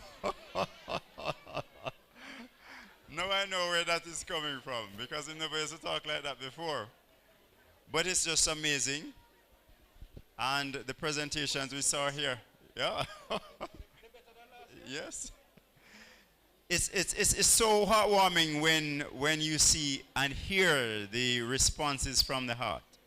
And that song that says, because of you, and it just goes to show that the impact we make on people's lives is what you call indelible. It means you can't rub it out. It stays forever.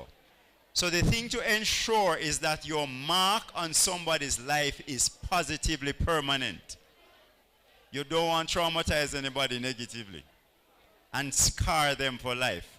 What you want to do is ensure that the influence you have is a positive one that propels them to do better, to achieve their best, and to be the best version of themselves. We have pretty much come down to the end of this program. We know you've been sitting a long time, and so who's doing the vote of thanks? Who is that? Mr. War? Is it Mr. War? Or Mr. War? Sorry, Mr. War. I'm sorry. If looks could kill, sorry, Mr. War. Mr. War is going to be giving the vote of thanks. Please put your hands together for him. I know you're a little listless, but he's doing it alone or with company? Alone? Or by himself? You have company? Okay, all right. Sorry, Mr. War. Good afternoon to everyone. So it is my responsibility today to give the vote of thanks. So firstly, we would like to thank God. With him, all things are possible, and without him, nothing is possible. We would like to thank Miss Pamela Henry, our MC, for doing such a wonderful job and carrying us through today's proceedings. We thank all the guests for being here with us and sharing in this remarkable moment.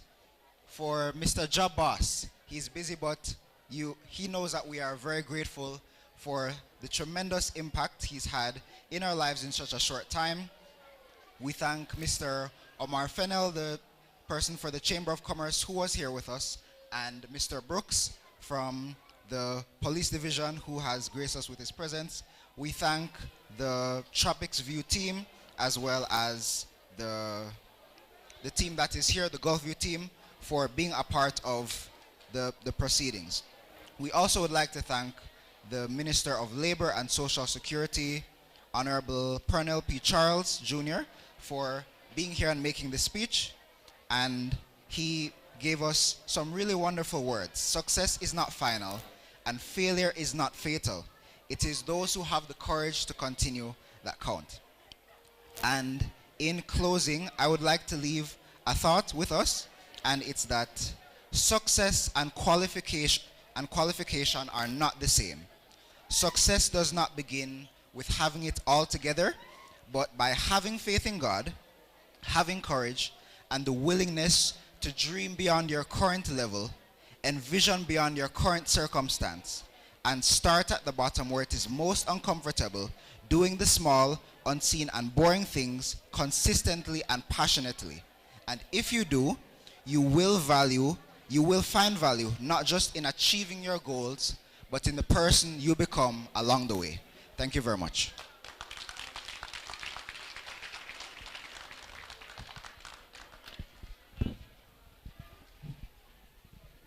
Okay, thank you so much, Mr. Waugh. Ladies and gentlemen, you have been quite a wonderful audience so far, and I'm going to be asking you kindly if you could just allow the photo opportunities to stay for a while so that we can formally close the program. Those of the audience members who are on the outside, I'm going to invite you to come back on the inside, and I'm going to kindly ask you to keep the noise level at a minimum. All right? We have one item on the program left, and we started well, and we must also end well. So I know that you are very excited. You have been sitting for a while, but I crave your indulgence just a little bit longer. I want to congratulate the graduates. You have done well, and I wish you every success that life has to offer. And so, as you go out, remember to make your mark as impactful as possible, because you represent your personal brand and you represent brand Jamaica. So all good things must come to an end, and I'm sure you agree with me when I say that today has been an awesome day, hasn't it? Has it been? I learned a new word, and I have to share it before we go. I think that Janika was the one who coined the phrase.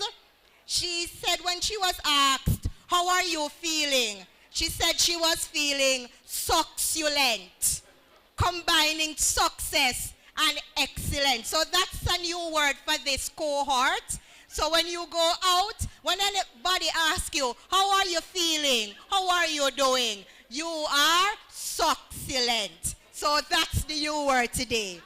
Now I'm going to invite you all to stand, and we are going to sing the national item to formally close today's proceedings. So audience members upstairs, audience members on the outside, persons who are still busy taking photographs, I am craving your attention for just a minute of patriotism. We are about to sing the national anthem,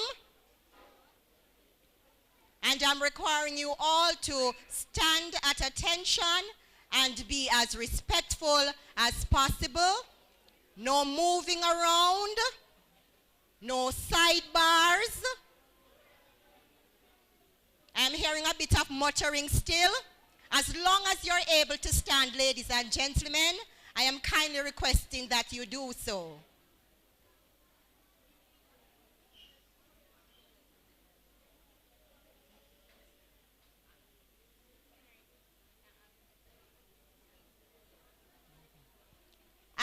Waiters, please desist from serving at this time.